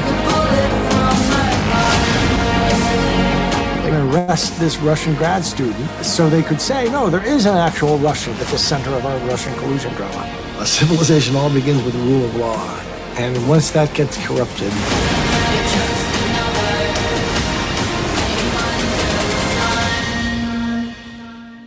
it's like my worst fears have just been realized. I don't know, maybe I'm just being sensitive. All right, everybody, I've got a great interview for you today. You're going to love this. You've probably heard of him from way back in the day when all of the stuff was happening with J6 and all the craziness with the previous election. I've got Patrick Byrne on today. But before I bring Patrick on, I want to show you his bio as Wikipedia defines him. Wikipedia says that Patrick Michael Byrne is an American businessman. That sounds great. Starts off fine. And then it goes in to tell us that he's a promoter of conspiracy theories, a libertarian noted for his views on public education and blockchain. So we'll be talking to the ultimate of promoter of conspiracy theories. Patrick, I cannot believe that's still up. You let them keep that up there like that? Yeah, when they started calling me a conspiracy theorist in 2005, when I started saying Wall Street's going to collapse, that's when I became a conspiracy theorist. Now, I'll tell you something funny that your viewers can look up and they'll find interesting. There's a British publication that follows Silicon Valley called the Register.com. And back in 05, 06, 07, they did a series of articles documenting a very strange fact. Very strange fact that if your viewers think about They may tell you, I mean, this is very significant. There are 6 million articles on Wikipedia. There's a constitution that governs how an article works. And you all basically know that there's the room, that there's a chat room, that the people who are interested on the page on the 1967 Arab-Israeli war, they go in that room, and whatever they agree on comes to the front. That's how there's a constitution, and it governs 6 million articles. There's one article on Wikipedia that has a completely unique constitution for it. It's the article on me. And if that sounds odd, this was all documented in a series of articles from the Register. Look up my name and the name The Register and Cade Metz, M-E-T-Z. You'll find these articles documented. Isn't that odd, Barry, that there'd be a unique constitution to govern how the page on one guy works? 6 million other pages work. What does that tell you? Does that tell you anything interesting? Oh, yeah, it tells me that they completely put you in a box and they're terrified of you. Now, the cone of silence is over me. Now, before we get into some other stuff that's in the news, you put together a docuseries called The Enemy Within, which is interesting because obviously that's one of the phrases that Trump has used. Tell me about The Enemy Within. I know you made it into a fiction, but it's based on nonfiction, correct? Well, actually, no. Well, let me correct you a couple points. It's based on a book that I wrote. General Michael Flynn is a friend of mine. You know General Flynn? Yeah, he's been on the show. He's great. Smartest. Anyway, he suggested I write a book about my life, and he said that we got to get your story out. So I wrote a book called Danger Close 2 years ago. Then General Flynn took that book, and he's the one who spent last year making it into this movie. I don't know if his name's even on it, but he's really the guy who did the movie. It was his. I mean, Joy and Matt Thayer, of course, were the director and producer and such. But the real artist, it seems to me, Mike had the idea of how to make that movie, and that's really his product. He thinks, and it's not fiction at all. In fact, most of the conversations are word for word. I was in the middle of a whole bunch of corruption, and I've come clean about it. I committed 10,000 felonies or 10,000 years of felonies, and I came clean about it all in this movie. So I think people don't know what to do about it, but I've explained. I was in the middle of the Russian investigation and the Clinton investigation, and I came clean and explained what was really going on behind the scenes. So Mike once said that in the information war we are in, World War III is an information war. That's our one nuclear-tipped hypersonic missile, is that movie. So go to Amazon or Google and see The Enemy Within. Now, you just doing some more background. You founded Overstock. Did you run it as well? And then what happened? Did you sell it? I founded it. I founded it and launched it in 1999, and I ran it for 20 years. And in 2019, I stepped aside and went on television to explain that actually I'm a government. I have a relationship or had a relationship with a government. Now I'm one step ahead of the sheriff, but I had a relationship with our government for much of my life. And that I got drawn into some things by Obama, and I was in the middle of the Russia hoax, and I just started coming clean about it and about subsequently things that had to do with Hillary Clinton, that I was asked to bribe Hillary Clinton. Wow. Or just facilitate a bribe. Wow. I didn't even know that. I've been following you for years. I did not know that. Are you still involved in the movie? Yeah. Are you still involved in Overstock? No, once I started to fight the deep state full time, I realized they were going to destroy Overstock.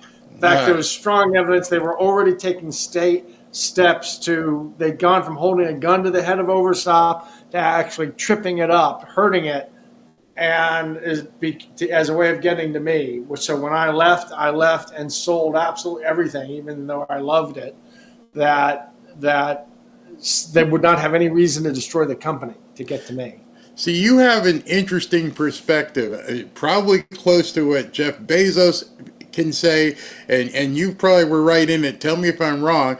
With everything going on with the tariffs right now, am I right? You would have a unique perspective on how this is going to affect Chinese goods coming in? Oh, yeah. Well, of course it's going to. We're all just. You ever been in seen a negotiation where somebody really doesn't want to even do the deal, but they don't want to just come out and say, we don't want to do the deal. So they just start making ridiculous.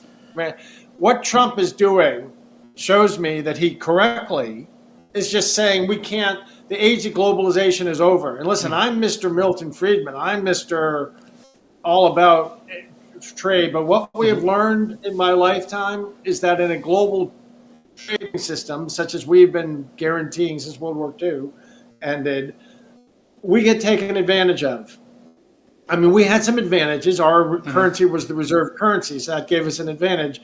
But we also get taken for granted. We get taken advantage of, and China has certainly taken advantage of us. So the only step at this point is to end that system and break into really a global order of a multi, but where there's us and the people who want to do business with us, and then there's China. And Trump is, and so there's going to be two different systems going forward, two different global systems. And Trump is forcing the break now. And the time was not our friend on that. By doing this now, I think we're going to cripple China. And I think we're going to come out. I think this is going to be seen as a brilliant chess maneuver by Trump. Well, that's that kind of broke today in terms of the isolating China by using the other nations to coalesce with the United States. So that's a genius strategy if we can make it happen. I hope we can. Do you think? Yeah, he basically doesn't want to say that. It seems to me he just doesn't want to say that we want to end the period of free trade and we want there to be two different systems. He doesn't want to say that. He doesn't want to utter it, but his way of saying it is saying, okay, we're putting 125% tariffs on your goods. That's saying it without saying it. That's going to break down the system. But at Overstock, we had a very flexible supply chain. We could adapt and shift. We were wonderfully prepared for this moment. In fact, you could say we were built for this moment. I think since I left, some other people took over the company who thought my planning was far-fetched. And they ended all that. And so I don't know if it's prepared for something like this now, but it's really going to hurt Amazon. Amazon and Walmart are going to be hurt by this. What about like something like Wayfair? Wayfair too. Yeah. Anything that supplies in China. Overstock built a whole bunch of alternative supply routes for everything into Vietnam and Cambodia and South America. We really wanted lots of. We multi-source as much as we could. Electronics, you're not going to be able to, but Japan and Taiwan can ramp up production quickly. They're still producing. Anyway, I feel great about what Trump's doing. I know I recently gave him a B. Somebody asked him in an interview, how would you grade him? And I said, B. That's only because handcuffs had not come out. I will now go with the A-. I will go with it. I love everything he's doing. It's too good to believe, actually. Yeah. So switching into the political world, Tulsi Gabbard had something to say that I wanted to get your opinion on. Check this out. We're investigating. We have the best of the best going after this. Election integrity being one of them. We have evidence of how these electronic voting systems have been vulnerable to hackers for a very long time and vulnerable to exploitation to manipulate the results of the votes being cast, which further drives forward your mandate to bring about paper ballots across the country so that voters can have faith in the integrity of our elections. So without reaching through the camera and patting you and Mike Lindell on the shoulder and patting your back, you guys were right? Is that how you read that? Yes, we were right. Yeah, Tulsi strikes me as a woman who doesn't bluff. And if she's saying that, I think that we can be confident she has the goods. I think that if she's saying that, we can be confident she has everything she says she has and more. So she strikes me as a woman who doesn't grade on a curve and a woman who doesn't bluff. So when you and Mike Lindell and many others were trying to let everybody know that this was going on, and you met the full force of the deep state and the Democrat Party, what kind of things did they put you guys through? Well, there's any lawyer who picks up a pencil to help us gets grievances, bar complaints, or indicted. In the case of one lawyer, my chief lawyer, Stephanie Lambert out of Michigan, she's been indicted on nonsense indictments, lawfare indictments that are all going away. But that's one thing you face. You face lawsuits. This really took this. One of the genius aspects of this plan was it's not something that you could get. Effectively, our constitutional structure means if somebody rips off the presidential election on November 3rd, you really have until December 13th to prove it. Because December 13th, the states allocate their electoral. Then you're starting, then things start getting set in cement. Time just starts baking things. So you really have 5 weeks. And this turns out to have been an international conspiracy running from Cuba and Venezuela to China, goes back over 2 decades. And it was even with the assistance of the U.S. government, it would have taken more than 5 weeks to get to the bottom of this. Wow. Us having to do it, or it had to get done over the last 4 years without support from government, by private efforts and private actors, a network of private actors. That is, it's taken 4 years, but I'm pretty confident that Tulsi has exactly what she says she has and more. Do you think she would bring people like you and Mike and others in, maybe even Michael General Flynn, and want you to be a part of whatever she puts together to present to? I don't even know who she'd present it to. Would she be presented it to a military tribunal? Would she be presenting evidence to Pam Bondi? Once she compiles all this, what's the next step? Well, I might be the wrong guy to ask, because my answer would be JSOC. I think, but we can't have death squads. But I view this as a Bolshevik overthrow of the U.S. So no, they're going to want to go through legal processes so everybody can see free and clear. I'm an entrepreneur. I want things done, but the population has to see what happened, and everything has to be adjudicated by rule of law through rule of law. So there's no question for history. But remember that for federal election fraud, the statute of limitations is 5 years. Yeah. We're only 4 years and a few months. Right. So things could be shared with Pam Bondi. That's probably the direction they go. And once that happens, then the population would support anything else they have to do. If they end up having to use military tribunals to clean up the rot that took part in this and took part in covering it up, let them. But at least start off with a proper judicial process. But I think that the people need to see that Donald Trump was correct. When he said that his election was rigged, he was absolutely correct. And if he was correct, it means he's not the insurrectionist. The people who did that are the insurrectionists. Exactly. And the J6 people are not insurrectionists. They're American heroes. And the lawyers who got dinged and grieved by bar associations and disbarred and indicted, they turn out to be the ones who were loyal to the Constitution, and all the bars and Project 65 people who took part in that effort, almost like it was pre-planned to immediately, as part of like a Maoist revolution, to go after every level of society at once. They were ready to go after any lawyer who tried to step into the fray. They turn out to have been taking part in treason. So it flips everything on its head. We have to get that answer. We have to get it out there through a legal process that people will recognize. If you look at the picture from a 30,000-foot view, and you start seeing the breadcrumbs being laid out, and knowing what you know, and knowing what Mike, well, actually, I don't know what you know, but just assuming I know what you know and what General Flynn knows and some of the people you've talked to and work with, you have to be seeing things are starting to line up almost like bowling pins, because the moves that President Trump is making to the person who's not paying attention or who hasn't paid attention for years, they may not see it. And one of the things that I saw was this next clip. Christopher Krebs, the former head of CISA.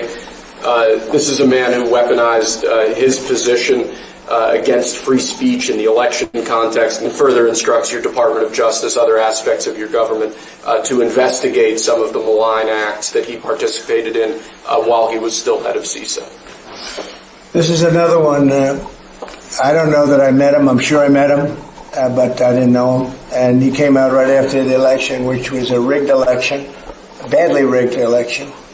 We did phenomenally in that election. Look what happened to our country because of it. Open borders, millions of people coming into our country. Russia and Ukraine, that would have never happened. October 7th would have never happened. Afghanistan, the way that they withdrew with 13 dead, but so many killed, actually. I mean, so many killed outside of the 13 soldiers, hundreds of people killed. And maybe, I don't know, never mentioned, but I mentioned it, 42 or 43 people so badly injured, the legs, the arms, blown off, the face. And this is all because of an incompetent group of people that preceded us, and that would have never happened.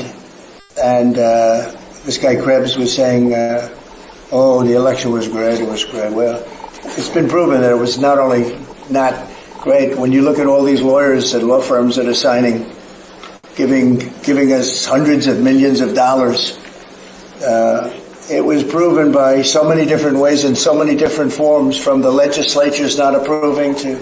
When I saw that, I almost felt, never having been in the clandestine world, one of the things I looked at when I saw that is, I don't know Krebs, I don't know how big of a player he is, but I almost feel like he's forecasting or foretelling and letting people know something's coming.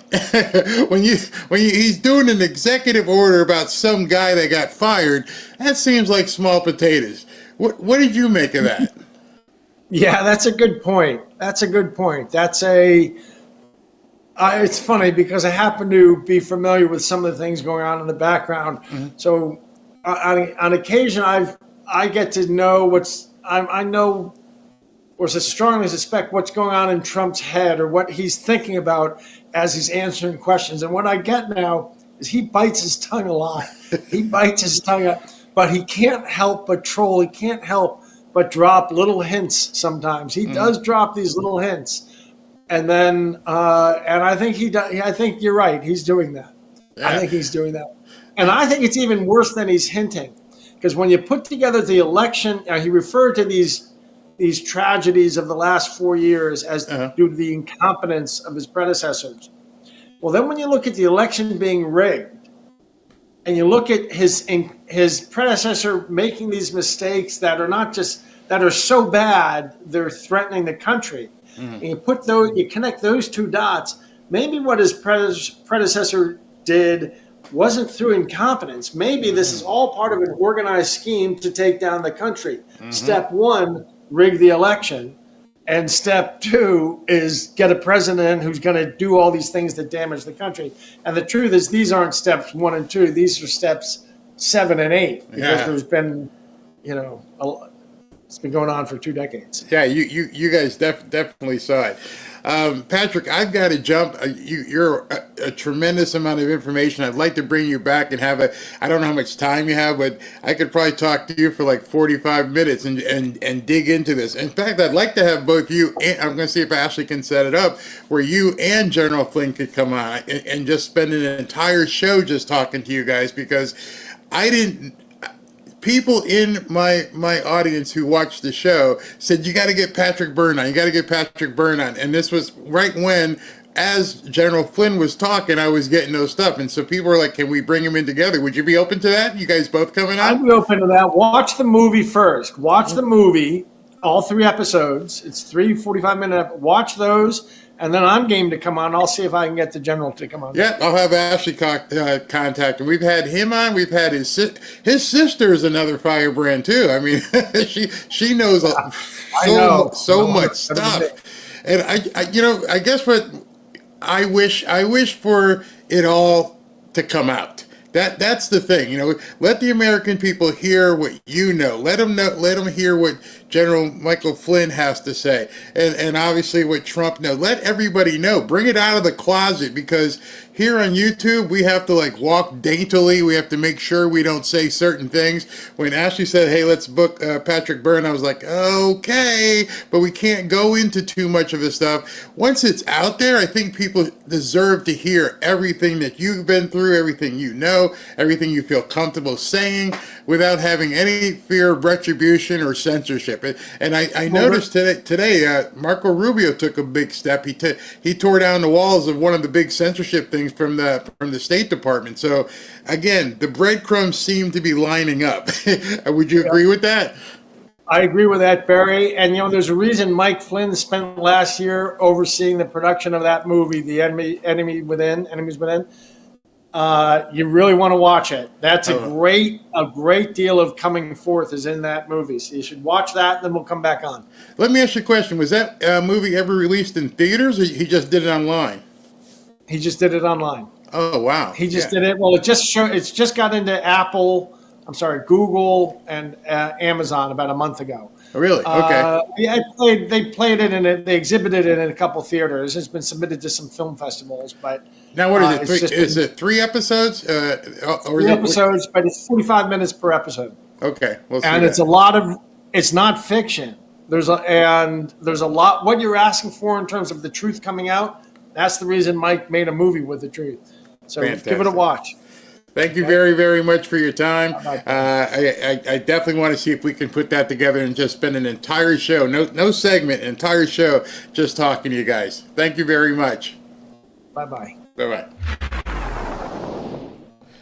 All right, so I had pre-recorded, obviously, different shirt, different hat, and everything, that interview with Patrick Byrne because of his schedule and everything else. But nonetheless, I love talking to him, and we're really going to see if we can't put together that 3-person show with Michael Flynn, Patrick Byrne, and myself. The movie he mentioned was The Enemy Within. I saw it available on YouTube TV. I don't know if you guys have YouTube TV, but we're going to be watching it tonight when I get back from playing poker. There's 3 episodes. Each one of them is 45 minutes each. It's going to tell a lot of terms. Actually, what I'm going to do is I'm going to ask him if I can do it on this show. I'm not sure if it's a free movie. They may say, go ahead and do it. And if I can do that, I'll go ahead and put together a show where one night we'll watch episode 1, another night we'll watch episode 2, and then the last night we'll watch episode 3. And then hopefully at the end of, let's say if I did that on Monday, Tuesday, Wednesday, and then on Thursday we bring them on, I would love that. And that way you guys can see all of it with me, and then we can talk and we can chat about it and take intermissions and things. And then on the 4th day, bring both those guys on a panel, and we'll open it up and you guys can ask questions. So if you didn't see my interview with Michael Flynn, it's on the channel. You can find it. I also posted it by itself if you didn't see the actual show. But if you could hear what Patrick is saying, and a lot of people like Michael Flynn and General Michael Flynn and Patrick, and they're being kind of cagey because they don't want to get themselves in trouble. But if you watch what President Trump is doing, we talked earlier about the chess match and how everything that happened with the El Salvadorian president and that prison and the Maryland guy, and then trapping the Democrats in the media. Something is going on. And then you think about Dan Bongino having to up his security and get 20 people to guard the deputy director of the FBI. Something I think is brewing. I can't put my finger on it, but I really think something big is brewing. And it's getting there, and this may be one of the reasons why the media has went crazy over the last couple, it seems like 4 years with the Maryland guy. It's just constant. So something is going on. What would cause these judges to be completely crazy? When you put all that together and you hear, what General Michael Flynn is saying, I'm not being a conspiracy theorist whatsoever. I'm saying I'm just looking, and something looks big, like it's coming. All right, I'll be right back.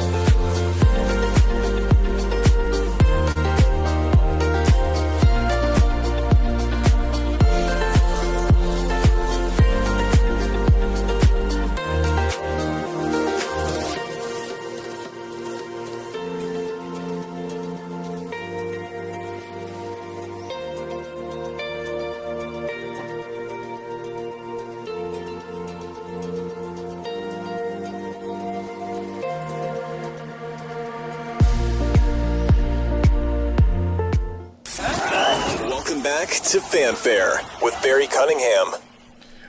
All right, so I just want to take a minute and talk to you about 1775 coffee. Let's go ahead and take this right now. So, if you would like to get some really good coffee, weak coffee is for the weak, and at Rumble, weak has never been part of the mission. No fillers, no fraud, no settling for mediocrity. Just like 1775 coffee, it's a single origin, small farm, hand-picked specialty grade coffee that stands for quality, free speech, and calling out BS when it matters. Forget stale, mass-produced beans roasted just enough to hide the flavor flaws. Dark roast hits like a Trump tariff. Medium roast keeps it bold without the bitterness and vitality. Mushroom blend, real energy and lasting focus, no synthetic garbage. For K-Cups, whole bean or fresh ground coffee, go to 1775coffee.com. Use Studio for 15% off and start your morning with coffee that stands for something. Oh, and every dollar grants you a chance to win a Cybertruck and $30,000 cash. So if you want to get some decent coffee, go to 1775coffee.com. You can do /Barry and use Studio for 15% off, or just code Barry for 15% off. Either way, you're going to be able to get some decent coffee. All right, so before I go much further, let's take some comments. Ooh, I can't take that one. That's pretty crazy. What do we got here? The media never covers the children. Yep, I agree with that. Put the enemy within on. That would be awesome. Yeah, I'm going to see if they'll allow me to do that, and we will do that. No, I didn't sneak off to make a sandwich. Nope, I was just letting the interview play. Sometimes the interviews are pre-recorded. Sometimes the interviews are 100% live. That one happened to be pre-recorded, but we were here. So, I was sitting right here the entire time. So, right now, just to let you know, we are 2 hours in. I'm not sure if you've seen it. So, instead of like playing the after party, I have a video of something President Trump did yesterday. And President Trump signed some additional executive orders in the Oval Office yesterday. I'm going to play that. Then we can come back and talk about what's happening tomorrow, if you guys want to stick around. By the way, if you'd like to, well, let me just play it. Hey, if you'd like to join 15,000 plus fellow patriots on X in our private X/Twitter group, go to fanfareshop.org/group. Just put in that URL in your browser. It'll take you right to our private group on X. Love to see you there. Let's share some content. And if you'd like to win... All right, so no, we're not going to do that yet because we're still waiting on... Should be... Fingers crossed for Monday. Also, if I know there's a lot of trolls here, so this may be some anti-venom. If you'd like to request a free Bible, go to fanfareshop.org/Bible, and we will get a Bible out to you as soon as we can. Go to fanfareshop.org/Bible. All right, so President Trump spent some time doing some executive orders yesterday, and in addition to that, which you may not have seen, he also took a bunch of questions from the press. So I'm going to show that right now. So I hope you stick through that, and then you can hear the questions. I'll pop in and out because there's some things he says during this interview. I'm going to call it interviews through this little press conference that make a whole lot of sense. Go ahead. So as Peter said, sir, starting in 2009, continuing in 2014, a very large part of the American exclusive economic zone in the Pacific, amounting in total to 500,000 square miles of the American economic zone has been, exclusive economic zone has been held off limits to commercial fishing. We have a proclamation for your signature today, sir, that would reopen this area for commercial fishing by American flagged vessels only. This is a huge deal to the island populations in the Pacific. and we hope that this will lead to a new dawn for the American fishing industry in the Pacific Islands. Could you, Captain, say a few words about how ridiculous this has been to get to live like this? Well, we operate out of American Samoa. We supply to Starkist, American company, does military packs, and it's our right. The U.S. has the biggest EEZ in the Pacific, and yet we can't fish there, and it seems unfair. And I'm glad that we're opening it up so that we can feed our people. And tell them how large an area we're talking about. The Pacific is big, but this is a huge area. Again, the U.S. has the biggest EEZ in the Pacific. It's 3 California. And it's an area and it's 3 shut off. Californias. It's an area the size of 3 Californias. They can't fish there. And so what do you do? How do you fish? They took away your livelihood. Well, we fish in the high seas, and then we have to pay to fish in other. Now, the high seas would mean more danger, right? Is there more danger in the high seas? Not really. It's just far away. It's a bigger area, and So how far do you have to travel to get to fish? The boat carries a lot of fish, so it goes until it's full, basically. But it's good to have plenty of fishing grounds. To get out to where you have to go from Samoa. 7 days? It can be as close as 4 days, but it's a little bit of a jaunt, yeah. And that's a little bit, I'd say. So you'll travel from 4 to 7 days. Just to get to the fishing ground. Just to get to the area that you're allowed to fish. Mm-hmm. And is that as fertile an area as the area that you're not allowed to fish in? Or? Well, the Western Pacific in a whole is 80% of the world's tuna comes from the Western Pacific. So U.S. has a huge EEZ there. There's also the island countries, but it's a big area. So they took away very fertile grounds. Very fertile, yeah. This is so crazy. What would you like to say? Go ahead. It's such an honor to do this for these people. This is just crazy. Just tell me, when did this start? When was it? It started back in 2008. But thank you, Mr. President, for this great announcement, and thank you so much for your awesome leadership in giving back to American Samoa what had been taken away from us without even consulting with our leaders and people at that time. And they just one day just took away 3 Californias. Yes, and so this is such a wonderful gift to American Samoa, and of course it's also Holy Week beginning today, and so thank you for returning to our indigenous people this wonderful gift of our traditional fishing grounds. It's such an honor to do this. You know, normally I say things and it's nice and everything's good. You get more water in the shower head and things like that. But this is such an honor. What they've done to you people is incredible. It's like, it's so terrible. When you have to travel 4 days in a boat to fish, and it's usually 7 days, I was told before, but 4 days to 7 days in order to fish. And you were there a long time before we were, right? Yes, yes, for centuries. Like I would say, yeah. Thousands of years, I was going to say. Mr. President, please. You have another fishery in the Pacific Ocean.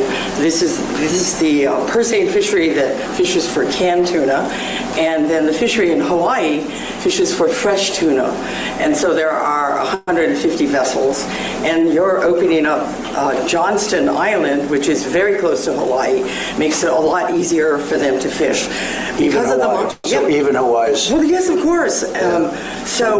You're helping the entire fleet, and most of our fish are sold on the mainland. We also fish for swordfish, and when we have too many regulations for our swordfish fishery, you get swordfish from Peru, Brazil, and all those other places that don't have the same management measures that we have in the United States. So we are very grateful in Hawaii for this, the fishermen, and it's fantastic. So what's the difference? You say canned tuna. Right, you have 2 different U.S. fisheries there. Yeah, but the same tuna. Different. No, that's skipjack, albacore, and yellowfin, and then. So albacore is canned tuna, right? Right. I know that from. You've seen the can. So our fishery fishes for the sashimi quality fish. So it's all fresh. It's an ice fishery, and it's been around since what started in the early 1900s. And well, it's been around for millions of years. Right, exactly. Long before us. Right, exactly. That's great. So, that's where you're getting your sashimi and your swordfish from. Most of the swordfish that you eat on the mainland comes from our fishery. They shut down also areas off Maine, you know that, the Maine lobster. Oh, yes, yes. And I think we're going to have to open that one up really quickly, too. But we did it, and then after the election, which was totally rigged, they went out and they put it back again. It was like 500 square miles or some ridiculous thing like that. And Canada fishes there, but we're not allowed to. Can you imagine? They restricted it, but Canada fishes there. Please. Mr. President, this is such a great honor. You know, today in American Samoa, we're celebrating the 125th Flag Day. It's the first day celebrating when the U.S. flag was first raised there. At this very moment, they're celebrating that. So this is a monumental occasion for the people of American Samoa, and we are truly. So this is a big thing. Because we're a tuna-dependent economy. 99.5% of our exports is tuna. 99.5%? Well, what about the other half? It's kind of amazing when we're seeing these things revealed over and over and over again. It's like, why did they do this? Why? They were absolutely choking off America. None of us probably have ever been. I've never been to Samoa. I've been to Hawaii. I've never been that far out to Samoa. But everybody else is fishing. All the other countries, hey, go ahead and take whatever you can from our waters. Doesn't really matter. How about us? Nope, you can't do it. Well, why can't we go fishing? Because we want everybody else to take it, and then they'll sell it back to us. But if we're fishing, we can sell it to us ourselves. None of this, what they've done, makes sense. And this was something, as I was preparing for today, and I'm like, how many people knew that? How many things did Biden or Obama do to hurt America that never made it to the front page? None of us would have known that we couldn't even fish in our own waters. It's despicable. It's insidious to make it that other countries come on in and, you know, go ahead and pilfer our waters, take whatever you need out of it, and then sell it back to us. Crazy, absolutely crazy. And then about 80% of our private employment is related to the tuna industry. So yes, this is a big thing for the terrorists. So what's What's this going to do in terms? It's so interesting to me. It's so horrible and so stupid. It's so stupid. We're talking about a massive ocean, and they're forced to travel 4 to 7 days to go and fish in an area that's not as good and is probably a little more dangerous, the whole thing. So how is this going to affect your business? It's going to be many more, I mean, you're going to be able to do much more business, I would think, right? Yes, we would think that this will definitely result in more fish deliveries, and more fish deliveries is more economic gains for the territory. Tell us what happens when you say China and other people steal your fish. In other words, you're forced to go to areas that are very dangerous. Well, because of the monuments and overlays of sanctuaries, our fishermen mostly fish on the high seas. And if you look at Global Watch, you will see China, Japan, Korea, Taiwan, all fishing on our very edge of the 200-mile zone. So our fishing, we're in competition with them. And also, you know, their dumping of their fish on U.S. markets lowers the price for our fishermen. And that's another difficult thing that we hope you'll take care of soon. And what about this? I can't even imagine. Somebody wrote in here a comment which is really interesting. It says, "Barry, are you just realizing everything is corrupt?" I didn't know everything. Because I live on the coast. There was no way I would ever imagine that somewhere they stuck in some rule that says you can't go fishing. But the water's like right there. What do you mean? I got to leave where I am and I've got to go 7 days out to some crazy outbound waters area when everybody else, I'm passing the boats that are fishing. They're all doing it. And I got to go way out there because China and everybody else gets to fish here and then sell it back to us.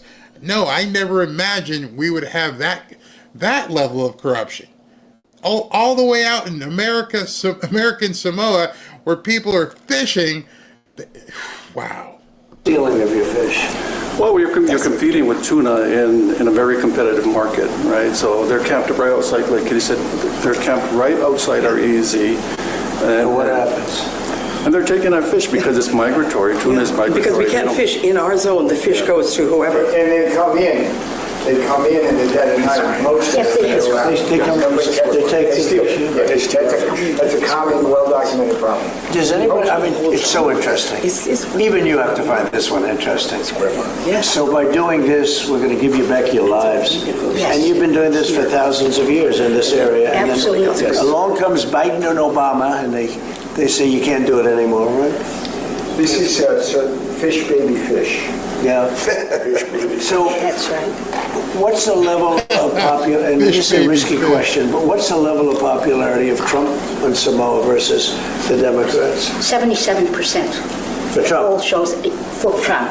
Yes, Wow. that's right. 77%. We're going to 90 tomorrow. Yes, they'll go up to 100. 100. Well, it's an honor. I'm not doing it for that. I'm doing it because it's just an honor. Here's one of the boats in there. Look how beautiful that is down. They use it for a beautiful cruise that takes 7 days before they can do the first fish. Can you believe it? So now you'll be able to do it like almost immediately, right? We get much closer, absolutely. So if the fish is there, we can make more trips and employ more people. Do you know through sonar, radar, everything, do you know where the fish are? I mean, can you see that? You get educated guesses, so you get all kinds of different reports, plankton and all kinds of stuff, and they can temperature. It's a beautiful life. You wouldn't choose any other life, right? It's a very unique life. I love what I do. I really do. I mean, if you could have a life like some beautiful leisurely life in Washington, D.C., mugged when you go to work, but other than that, you love politics. If you could live in the White House, you'd take exactly... Might take it under consideration. All right, let's do this, right? It's an honor. You've seen that signature, and I don't use AutoPen. You know, like Biden uses AutoPen.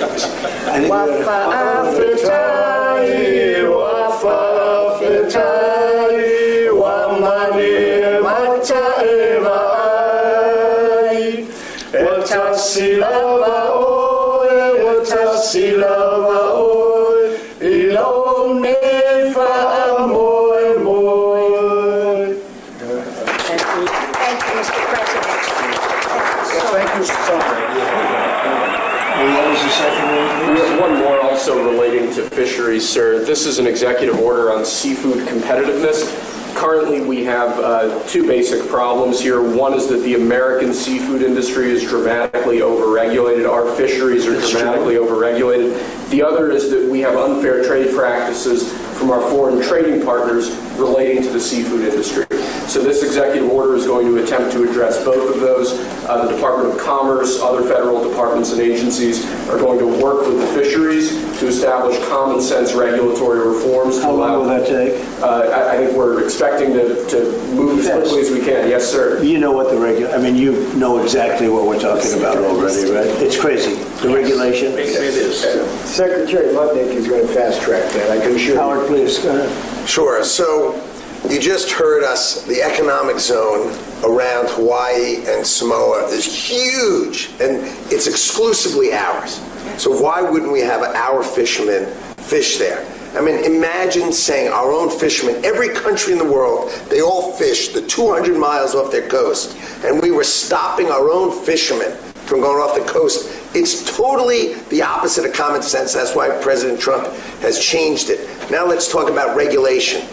If you're not even going to let them fish, imagine the regulations that have been written to stop our fishermen from just surviving and thriving. We have the greatest coasts in the world with the greatest fishermen in the world, and we need to let them do their great jobs, raise and capture fish, bring them to our tables, have America have the greatest fish in the world, which we have, and then let them export all these other countries, right? They stop us from exporting. That's going to be over with your leadership and your trading policies. We're going to open all of these markets, and we're going to let our fishermen thrive and prosper, and we are going to have lower cost fish, more of it, and the freshest fish in the world.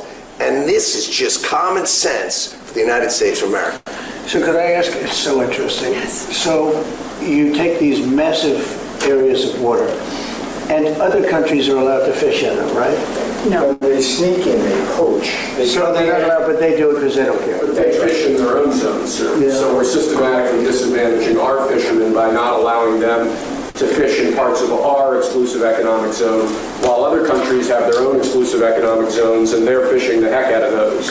So they're totally benefiting. Now that you're allowing the U.S. fishing fleet to fish, they also serve as observers. And when they see poachers, they report them to the authorities. And so they are a big help to the U.S. Coast Guard. And so it's great for our U.S. food security. It's great. We should have a trade surplus in fish, and we have a big trade deficit. It's crazy. Because of all this. It's just crazy. Nothing. Okay. Familiar. This is an easy one. Very easy. Hi, Mom. This is an easy one. This is crazy, huh? As he's signing this, I want you to remember, as he goes through this and he starts answering questions, the press is standing right there. So the press, probably for the first time, given how some of these people probably don't know anything, they're hearing this. And you would think one of the first questions you would get was, why was it closed? What was the reasoning given as to why we wouldn't let American Samoan, Hawaiian, why did you stop us from fishing? Not Trump, but why did they stop Americans from fishing? Everything seems completely counterproductive. These are the type of things where I think the people who are burning up Teslas and doing that kind of crazy, forget all that. Are you okay with people fishing in Samoa and Hawaii? I mean, is there a problem? I mean, it's a big ocean. What in the hell Democrat liberal policy is this that stopped us from fishing in our own waters? How does it make any sense whatsoever? Oh, we want to save the tuna because the tuna, it's in danger. I don't know, but you're not stopping the other people from reeling them in. Oh, yeah, these Americans are stupid. Let's just go ahead. Let's bring them all in. There's sushi restaurants in every corner, and you're telling me we're buying that fish and that sushi and the fish eggs? We're buying all that from people who aren't even in our country? I'm going to go get some sushi for dinner tonight. I'm going to ask them, where do you get this? Where's this coming from?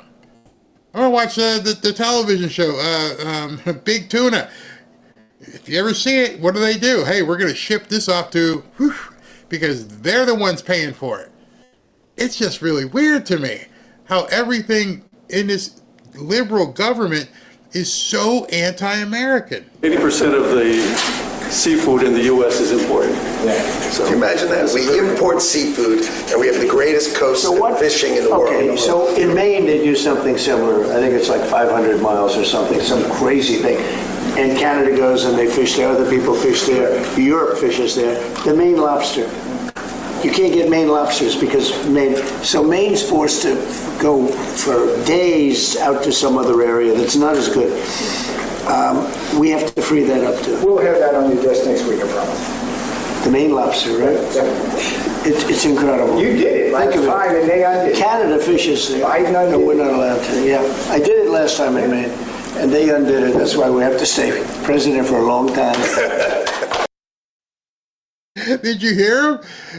They're just talking. It's like, why are the Canadians fishing and getting Maine lobster and we can't get Maine lobster? Like, we'll have it on your desk next week. Why did you have it right now? Let's stop all this stuff. At this point, I think there should be like a parade of grievances, and everybody in different businesses around the country should line up. What's the problem? Well, I can't do this or I can't do that. Why? They told us we can't. Okay, fix that. Next, what do you got? I want to go be able to hunt deer, but they won't let me hunt deer. And now the deer are so bad they're running into cars and cars. So what would you do with the meat? We would be selling it. But we're not allowed to sell deer meat. Huh? Sign it. There is no way if you start taking all this money and put it into a big pile that we would be paying the taxes that we're paying.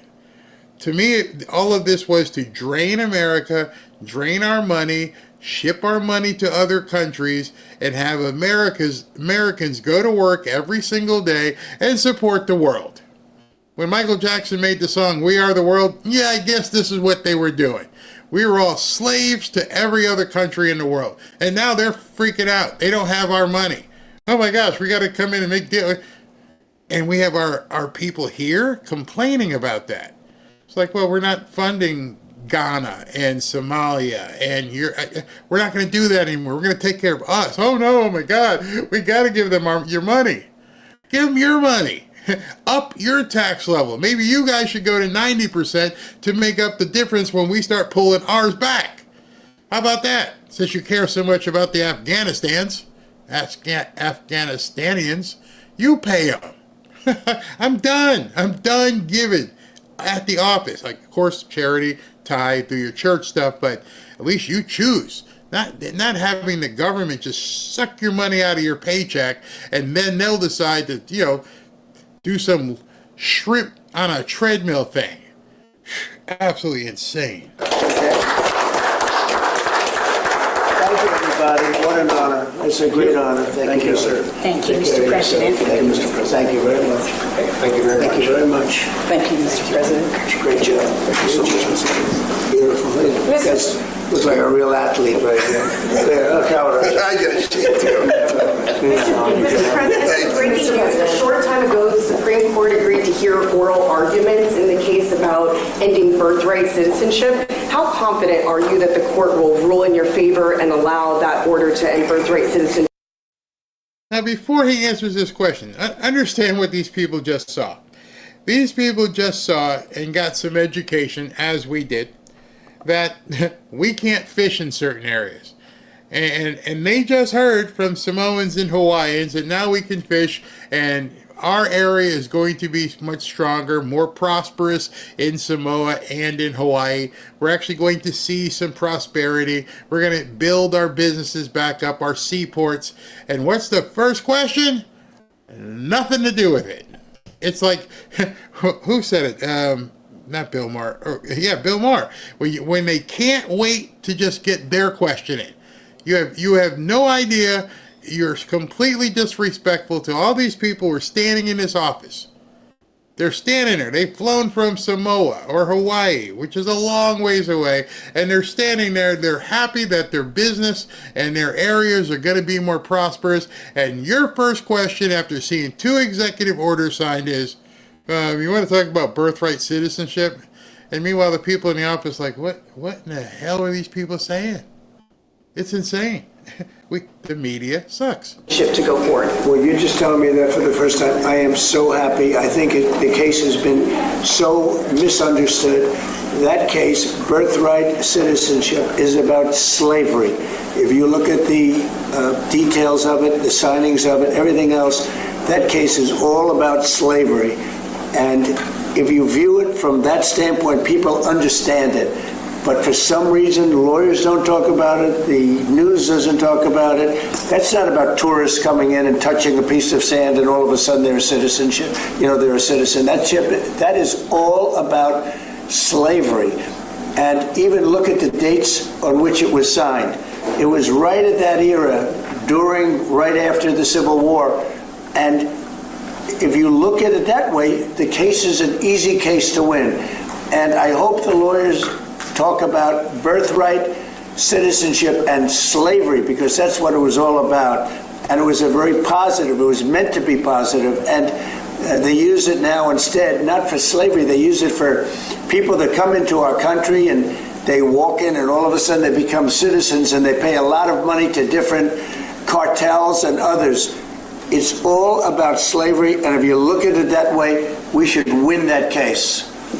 Okay. Mr. President, we have a great relationship with the president of El Salvador. Will you ask him to release Abrego Garcia so that you can facilitate his return here to the United States? And do you believe he deserves due process here?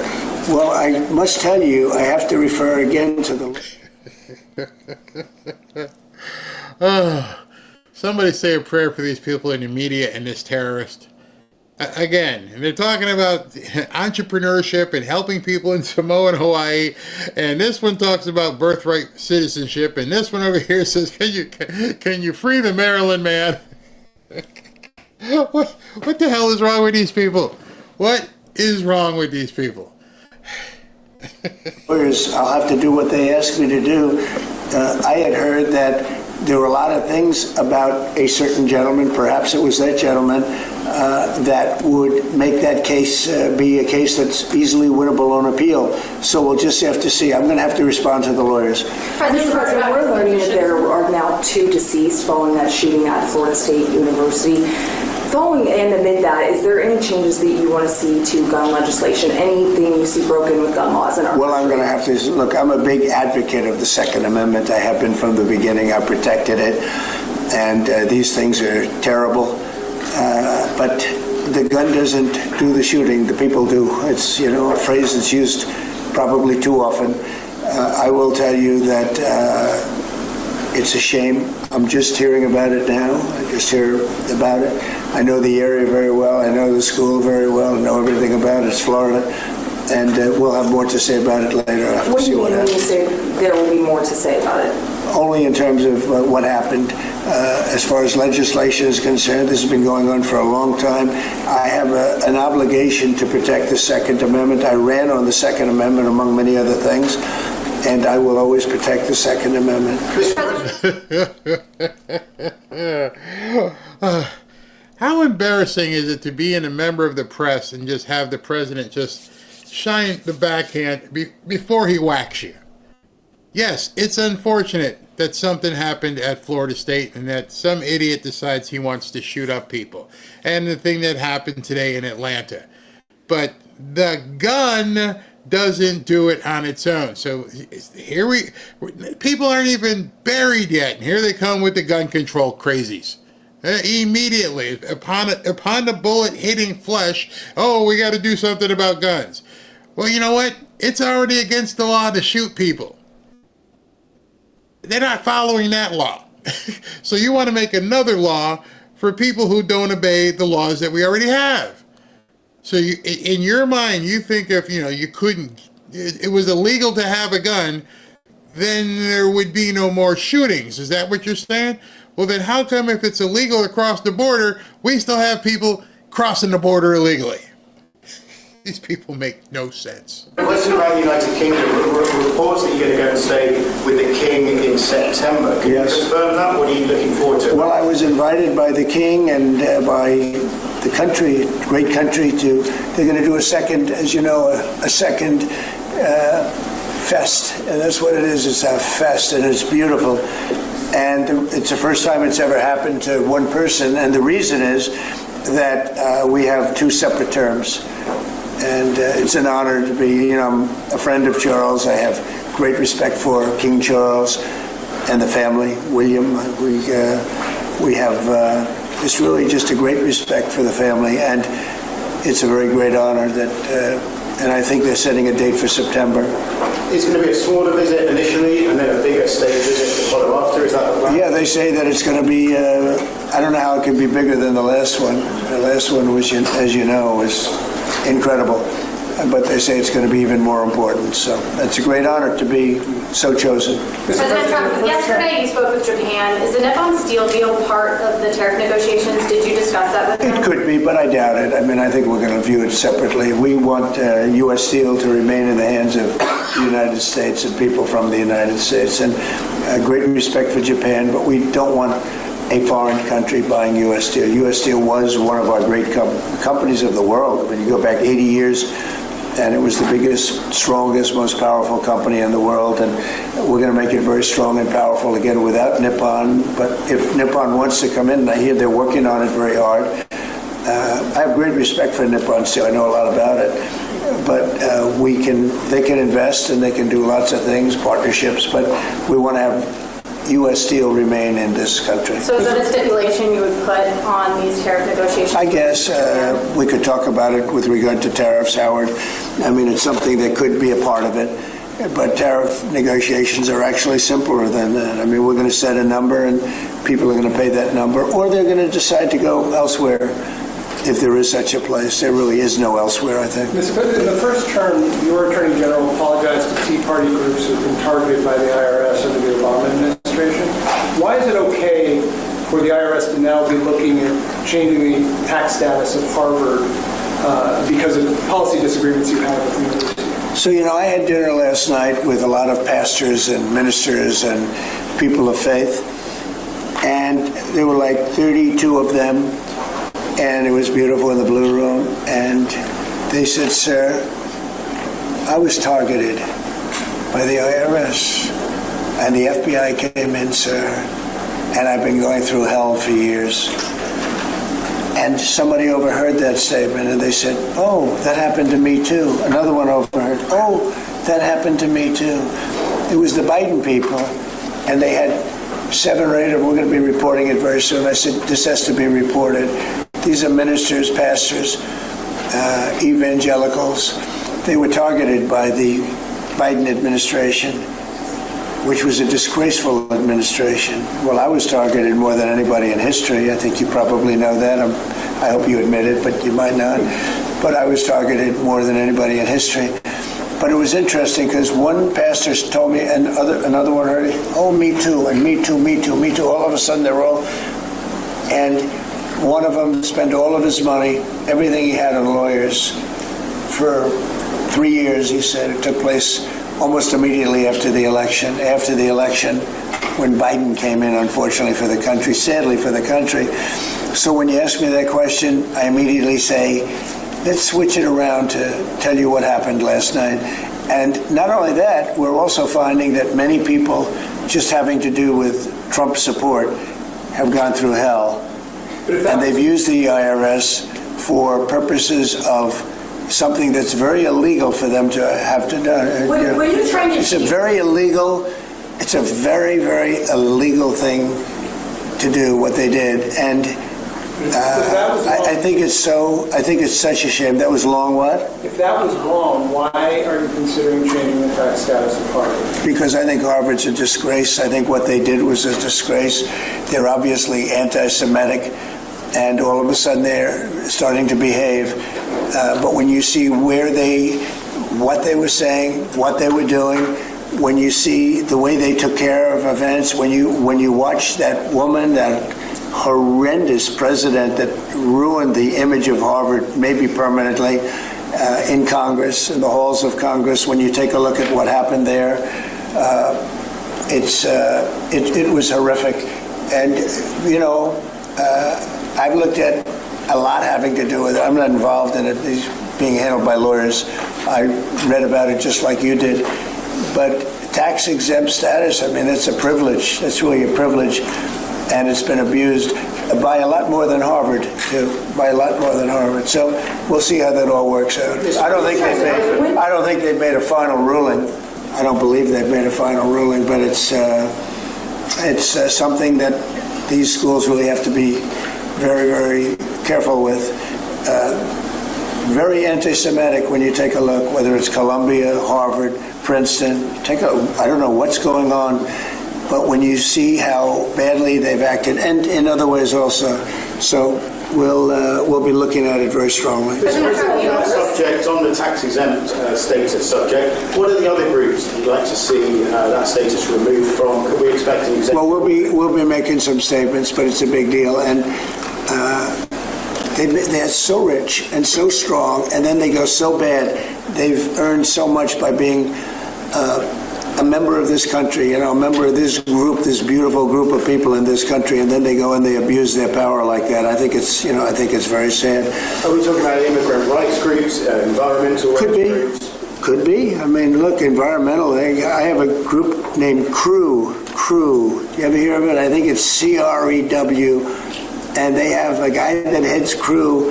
It's supposed to be a charitable organization. The only charity they had is going after Donald Trump. So we're looking at that. We're looking at a lot of things. But if you take a look at CREW, what they've done, and I think it was a very big abuse, but we're going to be finding out pretty soon. Can you explain the disconnect between your conversations with President Xi, when those potentially could happen, and why they haven't happened yet? Well, you don't know whether or not they've happened. That's a question. Yeah, I've never said whether or not they've happened, but I've a very... He just slapped another reporter. Hey, can you explain why they're...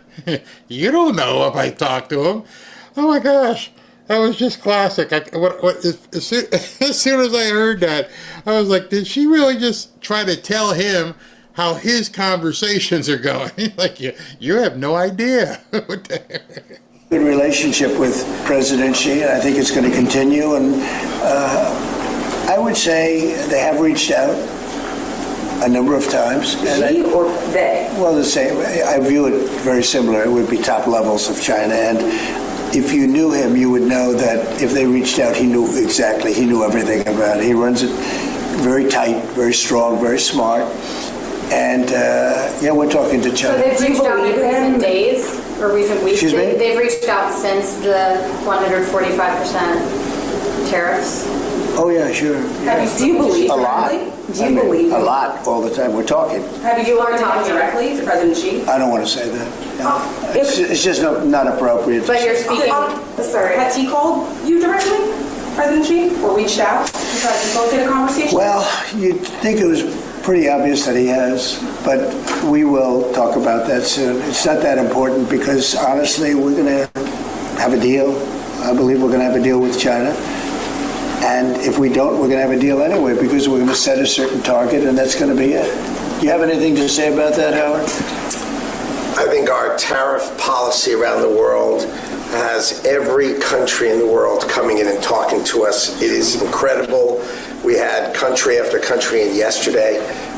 We are confident that we will work out something with China, and the president knows what he wants to do, and I think he knows it better than anybody else in the world, and we are confident that this is going to work out well, both for the United States of America. I'm sure he'll work it out with China, but the amount of other countries who are working with us is incredible, and I think it's really going to work for the American farmers, for our ranchers, for our fishermen, for our businesses.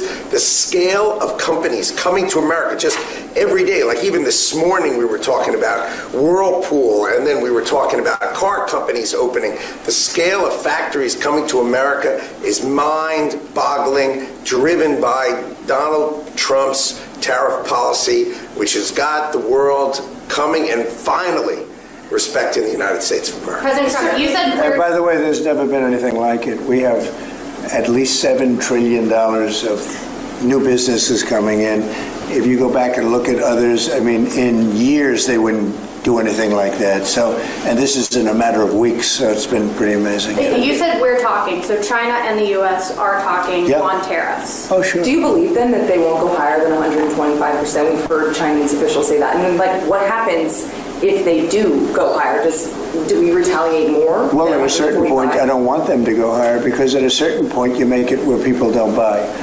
So I may not want to go higher, or I may not want to even go up to that level. I may want to go to less because, you want people to buy.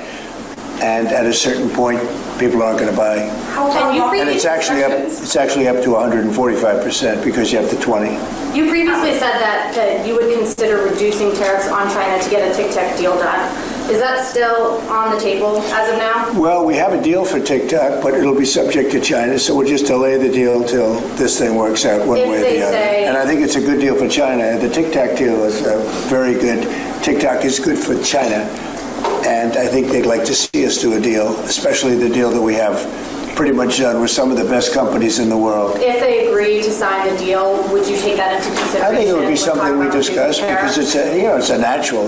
If we're making a deal, I guess we'll spend 5 minutes to talk about TikTok. It wouldn't take very long. Can you give us a sense of how far along these negotiations are with China? Are they in the early stages, or are you inching closer now to actually making a deal on tariffs? I think that we will make a deal with China. I think we've had some very good talks, but we will have some very good talks remaining. And, I view it, and some people say, oh, rush. I think we have a lot of time. I think we have plenty of time. But we have very, very good. You saw Japan was here yesterday. We had Italy today. We had a great conversation with the Prime Minister. We've had very good talks yesterday with Mexico. Talking with everybody. The problem is it's only so many hours in the day. I think we're going to make a deal with China. We're going to make a deal with everybody, and if we don't make a deal, we'll just set a target, and we'll live with that, and it'll be fine too. How much time? I would think over the next 3 or 4 weeks. I think maybe the whole thing could be concluded. You have to understand, we're a big, if you think of us as a big, beautiful department store before that business was destroyed by the internet. We're a big, beautiful store, and everybody wants a piece of that store. China wants it, Japan wants it, Mexico, Canada, they live off it, those two. Without us, they wouldn't have a country. And everybody wants a piece. And at a certain point, if we don't make a deal, we'll just set a limit. We'll set a tariff, we'll set some parameters, and we'll say, come in and shop. They may not like that, and they may find it, or the market may find it too high, more likely the market, but the market may find it too high, or the country may find it too high. Then they'll come back and say, well, we think this is too high, and we'll negotiate, or they're going to say something else. They're going to say, well, let's see what happens. But they always have a right not to do it. So they can say, well, we don't want it, so we're not going to shop there. We're not going to shop in the store of America. We have something that nobody else has, and that's the American consumer. And I had the most successful 4-year period in the history of this country, and I think we're going to blow it away this time. But there is a little bit of a transition, and we're going to have that little transition, and it's not much of a transition. If you look right now, we're getting 25% on cars, right? We're getting 25% on steel. We're getting 25% on aluminum. We're going to have some other things that we're going to be adding in the not-too-distant future because we want them to be made here. The medicines, the drugs, pharmaceuticals are going to be done, and computer chips, et cetera, and because of that, we have the biggest computer companies in the world coming in from Taiwan and other places, and they're building in Arizona and lots of other places. We're number one in AI by far. We're leading China by a lot, by tremendous amounts. We're going to supply electricity at levels never supplied before. They're going to build their own electric. We're going to let them become a utility, essentially. And it's going to be amazing for the country. They're going to build their own electric plants. We have to double up our electricity to remain number one in AI. We're going to have to double up our electricity take our whole country. We're going to have to double up our electricity. Think of that. And probably even triple it up. And we're going to let them build their own electric plants with their plant that they're building for the AI or whatever they're doing. Never been done before. We're going to get them quick approvals. It's going to be very clean, going to be very nice. And we're going to get them very fast approvals. And people are investing in this country like they've never invested before. Thank you very much, everybody. Thank you, Fred. It's funny when trolls come in and they say things, and I'm like, well, it was better under Biden. You're lying. You're an absolute liar. Your trolling isn't working because life happens. You see, when trolls say it was better under Joe, oops, where'd that go? I'll get it later. When trolls say it was better under Joe, you realize at that point, these aren't real people, that they're being paid to come in here. Because everything about most people's lives at this point in just under 3 months has already changed. It's undeniable. You can troll all you want, but gas prices, down. Grocery prices, down. Housing prices, depending on where you are, down. Interest rates, on their way, down. We're not involved in any wars. We're not shipping money off to Ukraine. How is your life not better? Unless of course, you're a ward of the state and you live in mommy's basement and you don't do anything to improve your life. Then it might seem bad because all of a sudden you're not getting the EBT money. You're not getting that Obama phone. And so it seems like it sucked because you got to get off your ass and get out there. But anybody who tells you at this point that their lives are not better are absolutely lying to you. Instead of complaining, you should just say thank you. I'm pretty sure most of you guys know Hawaii has been a blue state for quite some time. Blue, blue, blue, blue, blue. But you know what? Those people in Hawaii right now, they're going to benefit from what President Trump is doing. They're going to be able to go fishing and make money. they're going to be more prosperous, even though they vote for crazy like Mazie Hirono. But they get the benefit nonetheless, just the same. But you get people that come in here and tell us that, no, life's not bad. How do you convince somebody when they wake up and do something and it's different? When I can see my electric bill and I can see that's gone down. When I can look at my water, everything. When I can look at what Ron DeSantis is doing down here and how he's going to try and get away with, take away property tax.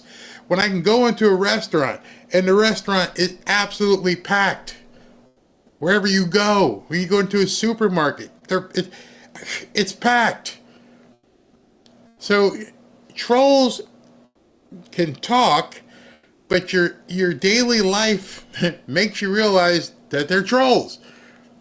Now, I understand there are certain areas of the country, California, where some people's lives haven't improved, but you might want to talk to your governor about that.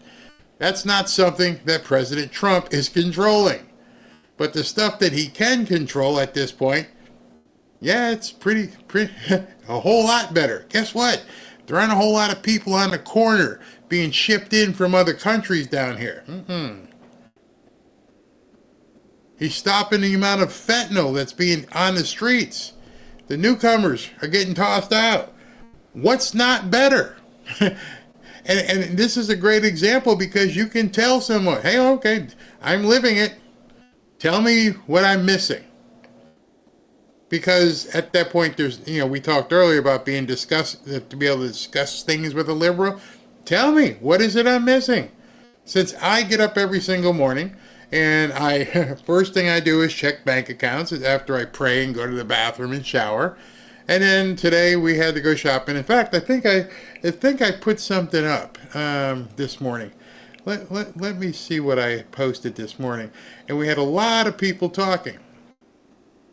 And lots of people. Let me find that.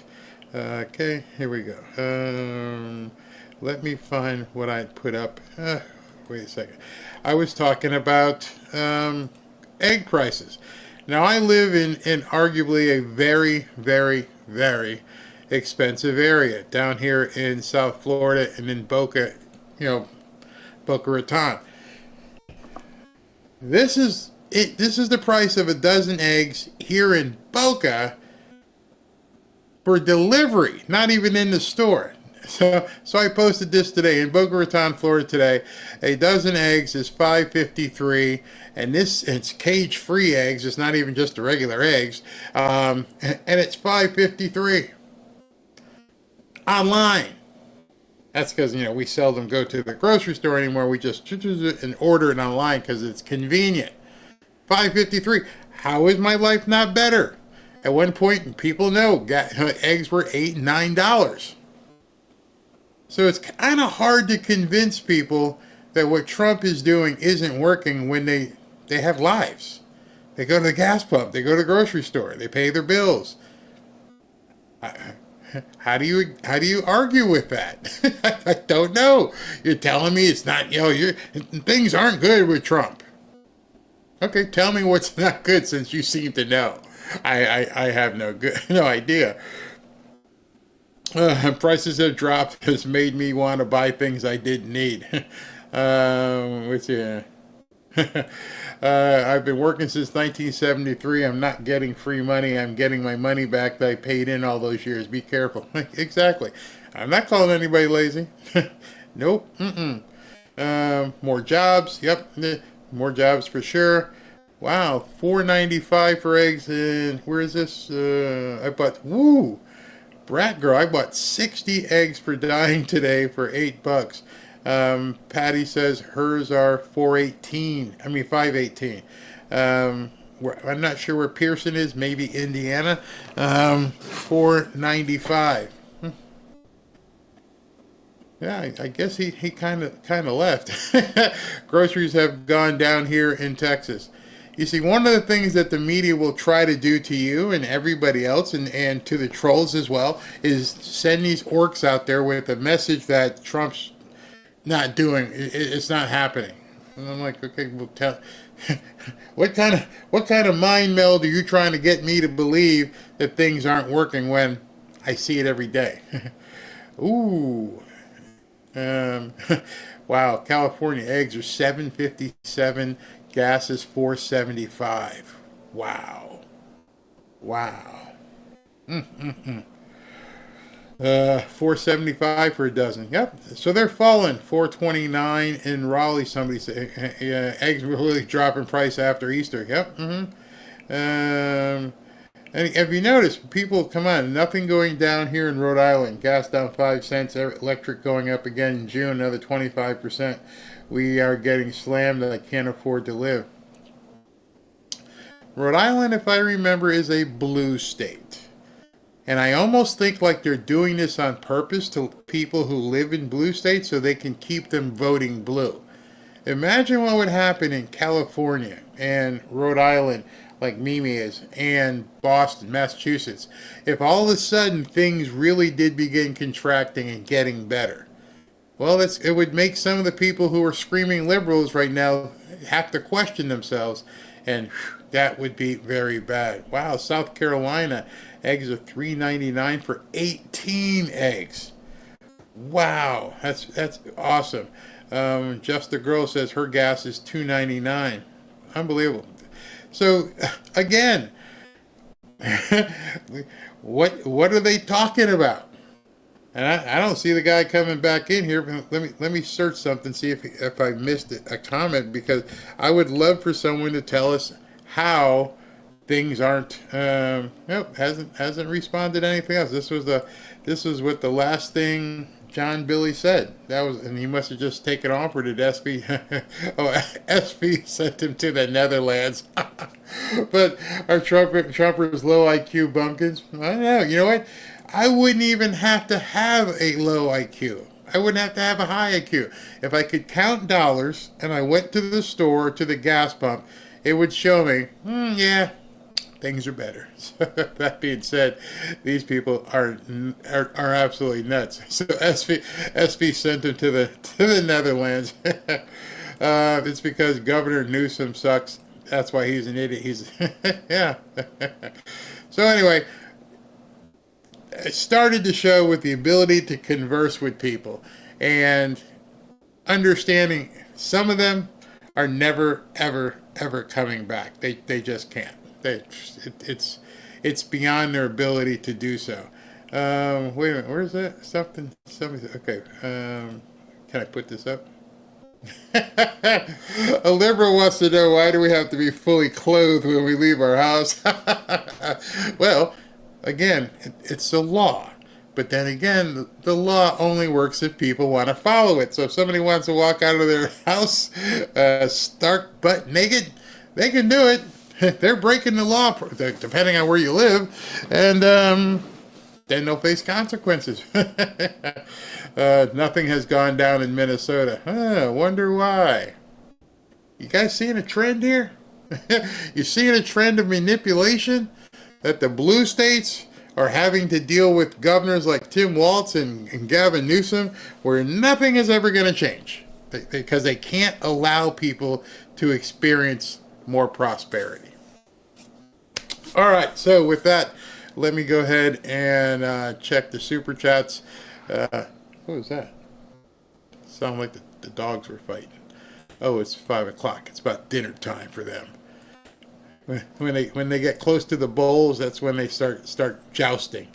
All right. Let me get this straight so we can bring this up and talk to everybody about the super chats. Again, if you want a Bible, you can go to fanfareshop.org /Bible, and we'll get you out a free Bible, and we'd love to have you in our X group as well.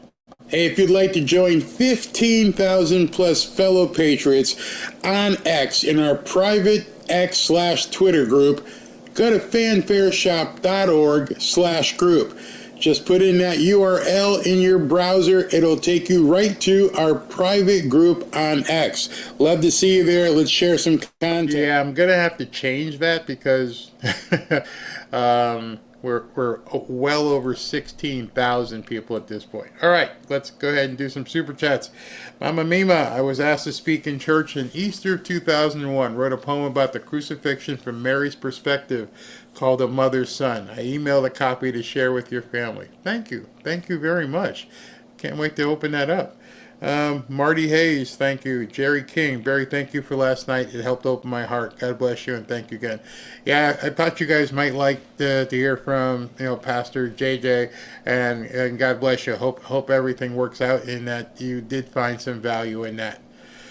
Burger Boys, screenshot, print, put on the wall. He's talking about, I'm going to try to get the name right, President Nayib Bukele.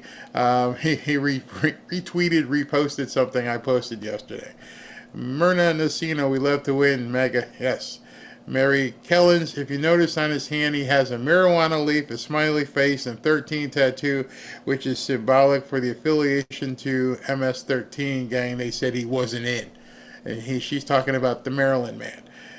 Gene 5, thanks for keeping it real. Great suggestions. A righteous perspective would make for a great interview. Cool. Wallace Hagel, why isn't anyone talking about the official report that we can now manipulate time and space? What the hell? No one is talking about that. So I saw that too, but it requires, at least for me, it requires me to do more research. So I've been doing research on that before I talk about it because I just don't want to say stuff I have no idea what I'm talking about. So that's why with me I'm going to have to look it up and go further. In addition, a lot of people have asked me why at this point have I not done a video about the, how can I say this, what happened with Fauci and the new website. It's because I'm going to have to do that specifically on Rumble because they still won't let you talk about that here. They still have a problem if you start talking about that. And the whole Big Brother thing has to end completely. Has to end completely. Yeah, that's what I say about that. Miguel Casiano, like I said, you're gonna bury them all. Mr. Anderson, Barry, my real name is Mr. Anderson. Had to remove the Steven in the middle because of trolling on X incognito. It sucks. I'm sure I'm getting a lot of them now since Bukele exposed me. Claudette Bruley, that press conference yesterday was planned to coincide with this. I think it was. Heather, yes, I'm sorry, Bukele. Granny C, Fauci, Clinton's, she names them all. You send them all to CCOT. Yes, I agree with that. Granny C, going to see The Chosen Last Supper 3 tomorrow night. Anyone seen it yet? Nope, haven't gone. Going to go see that as well tomorrow. Eggchin, Barry, the Americans lining up for new alliances. That'd be cool, especially with the way Europe has been acting. It would be extremely cool. Irene, thank you. Maximus, Barry, we have to diffuse the ones that stir the pot. Then we can reach across the aisle. I agree. CC, get ready. You're doing to be the next independent media seat at the press conference, and I'd love to see a round table with you, Benny, Vet Biker. That'd be amazing. All right, and Holy Spirit was thick last night. Yes, it was. Thank you. Ruth McCurdy, thank you for the gentle reprimand, Paul White. Mea culpa, it made me look at myself. I was wrong. No, I'm not saying you were wrong. And what CC is talking about, some people had some problems with some of the pastors, Kenneth Copeland, Paula White. And the only thing I just wanted to remind people, wasn't to reprimand, was that the guy we voted for has surrounded himself with these people. And if he surrounded himself with these people and we believe in him, not from a religious perspective, but believe he's going to be making the right decisions, then he has surrounded himself with people he trusts. That's all we're saying with that. That was Ruth. CC, my husband has 3 kids and I have 5. Out of our 8 kids, 2 of his boys and 1 of mine. I'm 45 and never knew an autistic person growing up. Wendy Pinestable, thank you for your prayer service last night. Thank you for all you do and congratulations on your post. Happy Easter to you, Robin, Ashley, and the whole Fanfare family. Thank you very much. Nicholas, Barry, thank you for prayer night and all you do, sir. Blessed Easter to you and your family and everyone here. Yes, bless you as well, and thank you. I'm glad you liked it. God bless America. Is Patrick Byrne related to Steve Bannon? They do look a lot alike. They look like they could be brothers. Barry, please do share The Enemy Within. So I'm going to ask them if they'll allow me to play it, and then we'll get some popcorn and we'll watch it together. Maximus, Barry, please remember how Flynn talks about Sun Tzu, The Art of War. Flynn and Trump have something cooking. Maximus, you're in law enforcement, and I understand exactly what you're talking about. What we're seeing in front of us right now, see, I think people have to understand what you're seeing revealed isn't just there by itself. It is part of an interlocking puzzle, and they're continuing to put more puzzle pieces in. And so we don't know what the other puzzle, but unlike when we do a puzzle, they're just showing us this piece and then this piece, and we don't see all the other puzzle pieces because they're not showing us that. So something for sure is brewing. I have no doubt whatsoever about that. Tamara says she received her Trump knives. They are awesome. Fantastic. I will let them know. Jen V. Checkmate comes from, let me pull this up. Checkmate comes from the Arabic sheikh mount, check, which is the sheikh, it means prince or lord, and mate, which is mount, it means dead or death. Basically, the sheikh dies or is dead. Thank you for that. I love hearing word origins. And Christine Engler, I'm owner-operator of a massage therapy business. When people found out I support Trump, I lost several clients. They still haven't come back. I also found there was more support than I thought. Yeah. As if your hands changed. Like you all of a sudden got cooties. and you couldn't do the massage anymore because you had a red hat on. It's absolutely insane. Absolutely. It makes no sense. But I'm glad your business did come back because that's craziness. So tomorrow, what I'm going to do is I'll do a little bit of news and get people in who want to listen to the news. And then tomorrow I'm going to cover some of that stuff like I told you about, doing some businesses, ugly businesses. It's Saturday, so, that'll be a nice, easy topic. And people can go back and forth and ask questions. And it might be interesting when you see all the different things you could do in your area and actually make some money. It was funny. As you know, I was in real estate, and my partner and I were buying houses, and sometimes we would renovate them and put them back on the market. And we would be able to turn a house within 30 days. And people would drive by and they would say, how are you guys doing this? Because we had a crew. And we kept paying our crew even if there was no work to be done. We just kept paying them so they would never go anywhere. You guys are with us. We got a closing in 3 weeks, but in between here, we don't want you picking up another job. So we kept paying them. And so we're like, how can we make some revenue and keep these guys working in between deals? All we did is went to Kinko's and printed up a flyer. It looked pretty nice, and got it laminated and just put it out in the entire neighborhood. You need a patio deck, you need something done, you need a handyman, and we got calls. And so the guys always kept working. We didn't do anything. We didn't do a thing. And we're like, this is pretty cool. And we just kept that as a side business. And the phone would ring, and people, and then we also would get leads on houses, but it was that simple. Just going to Kinko's, printing up flyers, and this was before social media became in vogue, and we would just hand out flyers at the grocery store and all these different things, and people would say, hey, listen, I need some work done on my deck. And so I would call the carpenter in who we were working with, hey, go check it out. Go ahead and give her a quote. And we just split the money with the car, and we did nothing. I mean, if you count designing and printing something and then putting it out there, that's what we did. That was it. And if the job was $10,000 to put an addition on a house, we got paid. It do nothing. So it can be done. Tommy Lawrence, wait a minute. What do you got, Tommy? Oh, hold on. Wait a minute. Wow, he was talking about Rumble today at Rumble. I don't know, we had like 17,000 people on at one time. So I'll cover that tomorrow, and if you'd like to just learn about some stuff, and then if it's interesting to everybody, then I'll bring that guy on who finds it, and he'll tell you how he finds all these different things. All right, so I'm gonna go play some full-on poker tonight. Have some fun with some Texas Hold'em, and you guys, hope you guys have a good night yourself. I'm gonna play the after party, and we'll see you tomorrow afternoon.